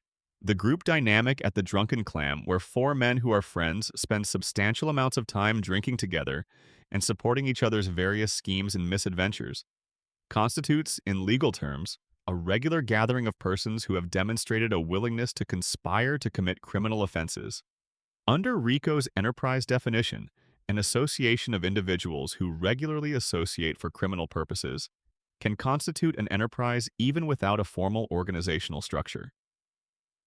The bar group, insofar as they regularly gather and collectively engage in criminal planning and execution, satisfies the RICO enterprise definition. A RICO prosecution of the bar group as a whole, with Peter as the principal and Quagmire, Cleveland, and Joe as associates, would be an unusual but legally defensible use of the statute. The predicate acts committed by the group collectively include the pharmacy arson, the drunken clam arson, various instances of assault and battery during group activities, and potentially the driving incidents where multiple group members were involved. The pattern of racketeering activity conducted through the enterprise of the Bar Group over a period of more than 20 years satisfies the RICO elements. Joe's law enforcement status would make him the most vulnerable target for an enhanced prosecution. Because public corruption charges under federal law carry additional penalties, and because a law enforcement officer who has systematically used his position to protect a criminal enterprise faces the full weight of the federal public corruption statutes, including mandatory consecutive sentences that are not available against ordinary defendants. Bonus section. The Lois question. Aiding and abetting. Lois Griffin is not in this case file as a defendant. She is in this case file as a witness, a victim in some of the domestic violence counts, and as a person whose conduct with respect to the child abuse of Meg raises its own serious legal questions. Under Rhode Island's child abuse statute, a person who knowingly permits child abuse to occur in their household, when they had the ability to prevent it, is guilty of the same offense as the person committing the direct abuse. Lois Griffin witnessed the abuse of Meg. She participated in some of it. She normalized it as a family dynamic. She was present for Meg's testimony in Seahorse Seashell Party, and her response was to tell Meg not to talk to her father that way, which is the response of a parent who is defending the abuser rather than protecting the victim. Rhode Island's permitting child abuse statute would apply to Lois's conduct, and a prosecution of her alongside Peter for the child abuse charges would be legally supportable. A joint prosecution of both parents for the sustained abuse and neglect of Meg Griffin would present the most complete picture of the household dysfunction and would capture both the direct perpetrator and the enabling bystander within the criminal justice framework. The question of whether Lois should be prosecuted alongside Peter is ultimately a prosecutorial judgment call rather than a legal impossibility. The legal basis for the charges exists. Whether to bring them is a question of prosecutorial discretion, of whether Lois's testimony would be more valuable against Peter as a cooperating witness than as a co-defendant, and of whether the facts support the kind of moral culpability that charging decisions reflect.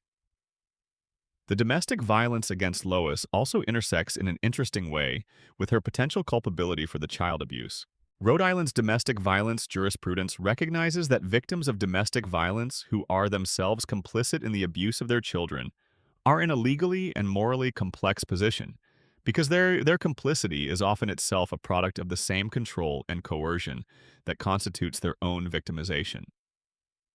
Courts in domestic violence cases with child abuse components are asked to make difficult judgments about the degree to which an adult victim's failure to protect their children from an abuser who is also abusing the adult victim constitutes independent criminal culpability, or is better understood as another dimension of their own victimization. In Lois's case, the picture is complicated by the fact that the domestic violence against her, while documented, is not the dominant feature of her relationship with Peter as portrayed across the series. Lois is, in many episodes, a capable, assertive, and independently functioning adult who is not consistently shown as being under Peter's control in the manner typical of severely abused spouses. Her participation in the abuse of Meg in some episodes is not easily explained as coercion by Peter. It appears to have an independent dimension that reflects her own detachment from Meg's well-being. These questions are for a separate file. The file tonight is Peter's, and Peter's file is, as we have established thoroughly and carefully across many thousands of words of careful reading, the most comprehensive criminal record in the history of animated Rhode Island. The case is made, the sentence is calculated, the verdict is in, and now it is genuinely time to sleep. Thank you for staying with this all the way to the end. From the welfare fraud in episode 1, through the moat and the jester and the blimp, through the drunken clam fire and the pharmacy arson and the chicken fights and the bridge and the children and the psychology and the sentencing math. You were here for all of it, and that matters. Subscribe to Uncle Guy Lore if you have not already. Drop your time and location in the comments. Tell someone about this who needs a long, quiet evening. The folder is on the shelf. The lights are going down. The case is closed. Good night, Uncle Guy Lore. The long night. The careful read. The properly closed case. Subscribe, comment, share. Until next time. Bonus section. The missing charges. What we have not covered yet. Any competent prosecutor reviewing this case file would note that even the extensive catalog we have built together tonight does not capture every single criminal offense documented across 23 seasons of Family Guy. There are charges we have not discussed, categories we have touched on lightly but not developed fully, incidents that are individually minor but that contribute to the cumulative picture in ways that matter. Let us close the remaining gaps. Drug offenses. Rhode Island's drug laws, specifically sections 21-28, 4.01 through 21-28, 4.16 of Rhode Island General Laws, criminalize the possession, distribution, and manufacture of controlled substances. In various episodes across the series, Peter has been in possession of controlled substances, has distributed controlled substances, and has created situations in which controlled substances were introduced into the community in ways that caused harm. The Season 4 episode in which Peter's choices result in drugs flooding the fictional Rhode Island town, affecting the behavior and judgment of residents across the community, generates charges of criminal distribution of a controlled substance and potentially conspiracy to distribute. Criminal distribution of a controlled substance in Rhode Island, depending on the substance and the quantity, carries sentences ranging from 5 years to life imprisonment. If the substance distributed is in a quantity sufficient to trigger the trafficking threshold, the charge is drug trafficking, which carries a mandatory minimum sentence. In episodes where the drug-related harm extends to minors, the charges are enhanced further under provisions that treat distribution in proximity to schools or to minors as aggravating factors. Stalking. Rhode Island's stalking statute, Section 11-59-2, requires a course of conduct directed at a specific person that the stalker knows or should know would cause a reasonable person substantial emotional distress. Peter has engaged in stalking-like behavior toward multiple individuals across the series, including following people he believes have wronged him, showing up uninvited and repeatedly at the locations of people who have asked him not to contact them, and conducting surveillance of individuals without their knowledge or consent. The pattern of behavior in these incidents satisfies the course of conduct element of the stalking statute, and the specific individuals targeted by the behavior would experience the kind of substantial emotional distress that the statute is designed to address. Public indecency and exposure. Rhode Island's public indecency statute, Section 11-34.1-3, makes it a criminal offense to expose oneself in a public place in a lewd and indecent manner. Peter has removed his clothing in public settings on multiple documented occasions, in episodes where he was intoxicated, or in episodes where he made the choice to disrobe as a form of expression or protest. Each such incident is a separate count of public indecency, carrying up to 1 year in prison for a first offense and escalating for subsequent offenses. Perjury and making false statements.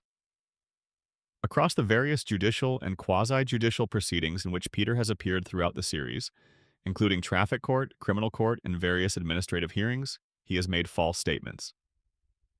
Under Rhode Island General Laws Section 1133(1), perjury is a criminal offense carrying up to 10 years in state prison. Under 18 U.S.C. Section 1001, making false statements in any matter within federal jurisdiction carries up to 5 years per count. The number of separate false statement offenses committed by Peter across the series, in contexts ranging from welfare applications to court testimony to insurance claims, is substantial and adds meaningfully to the cumulative charge total. Tax fraud. Peter Griffin's income sources, as documented in the case file, include legitimate employment income from the Pawtucket Brewery and illegitimate income from bank robbery, insurance fraud, and other criminal enterprises. The illegitimate income is taxable. Federal law requires that all income, including income derived from illegal activities, be reported on federal income tax returns. The failure to report criminal income, which is the universal practice among criminals who do not wish to self-incriminate through their tax filings, constitutes tax evasion under 26 U.S.C.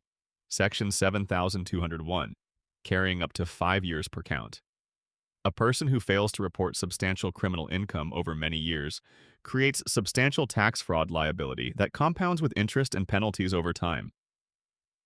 the Internal Revenue Service maintains a criminal investigation division that specifically pursues tax fraud cases arising from undisclosed criminal income. Al Capone, perhaps the most famous example of a criminal brought down by tax charges rather than by the underlying criminal conduct, is the reference point for this prosecution strategy. The strategy has been applied successfully many times since Capone, and Peter's undisclosed criminal income from bank robbery alone, across however many robberies he committed during the period of his documented criminal career, would generate substantial tax evasion liability. Environmental crimes. In various episodes, Peter has disposed of hazardous materials improperly, has polluted waterways, and has caused environmental damage through his activities. Rhode Island's environmental statutes, in combination with federal environmental laws, including the Clean Water Act and the Resource Conservation and Recovery Act, criminalize the improper disposal of hazardous substances and the knowing pollution of navigable waters. Each environmental violation is a separate count, and environmental crimes in Rhode Island carry sentences of up to 5 years per count under state law and up to 15 years per count under federal environmental statutes. Conspiracy charges. Every criminal scheme involving more than one person generates a conspiracy charge in addition to the underlying substantive charges. The pharmacy arson involved Peter, Quagmire, and Mort. Conspiracy to commit arson, three-party conspiracy, carrying up to 20 years under federal conspiracy statutes. The Drunken Clam arson involved Peter, Joe, Quagmire, and Cleveland. Conspiracy to commit arson, four-party conspiracy. The welfare fraud scheme, to the extent it involved others, generates a conspiracy charge.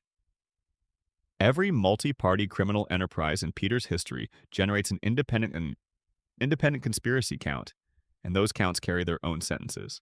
Adding all of these remaining charges to the total, calculated in the sentencing section, increases the total sentence exposure substantially. The drug distribution charges alone, if the community flooding incident involved quantities sufficient for trafficking classification, could add life imprisonment to the state charges.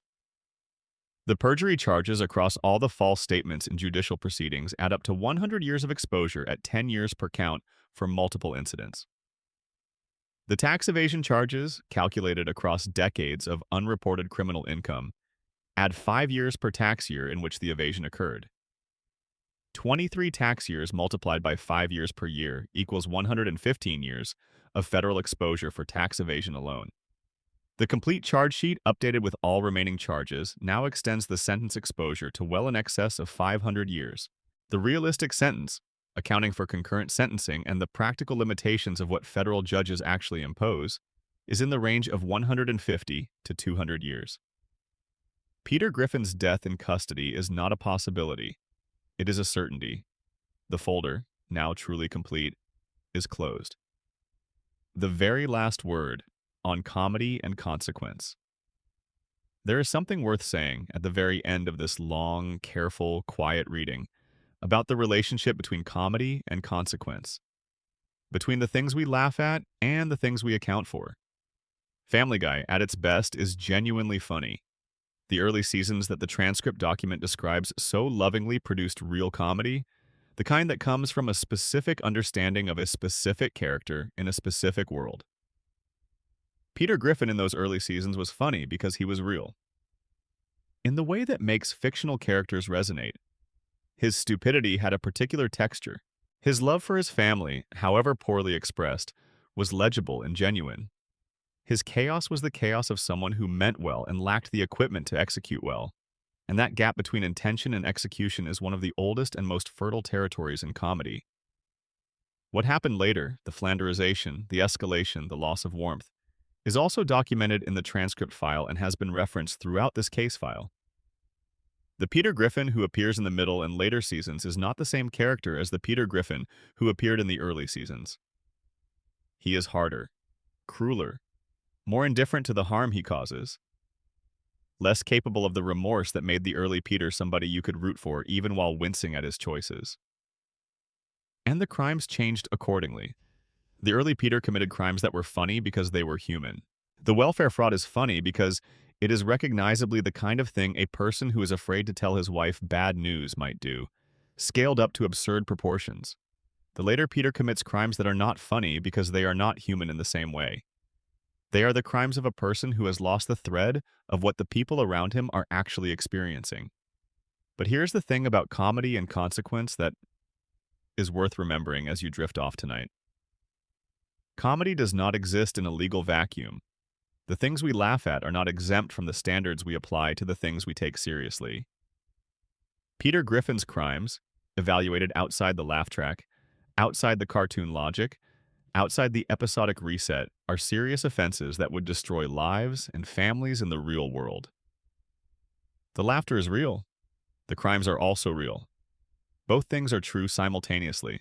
And spending a long, quiet evening with the file, building the case, adding up the charges, doing the sentencing math, is not an act of humorlessness or of missing the joke.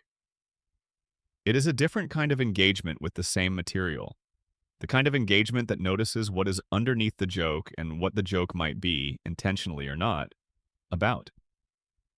What Peter Griffin's joke is about, at its deepest level, is impunity.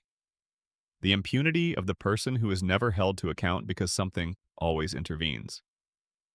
The impunity of the person who laughs when confronted with their own harm. The impunity of the person who has learned, through the consistent failure of the systems around them, that the rules are for other people. That is the joke, and like all the best jokes, it is also not funny at all. Good night, thank you, the case is closed.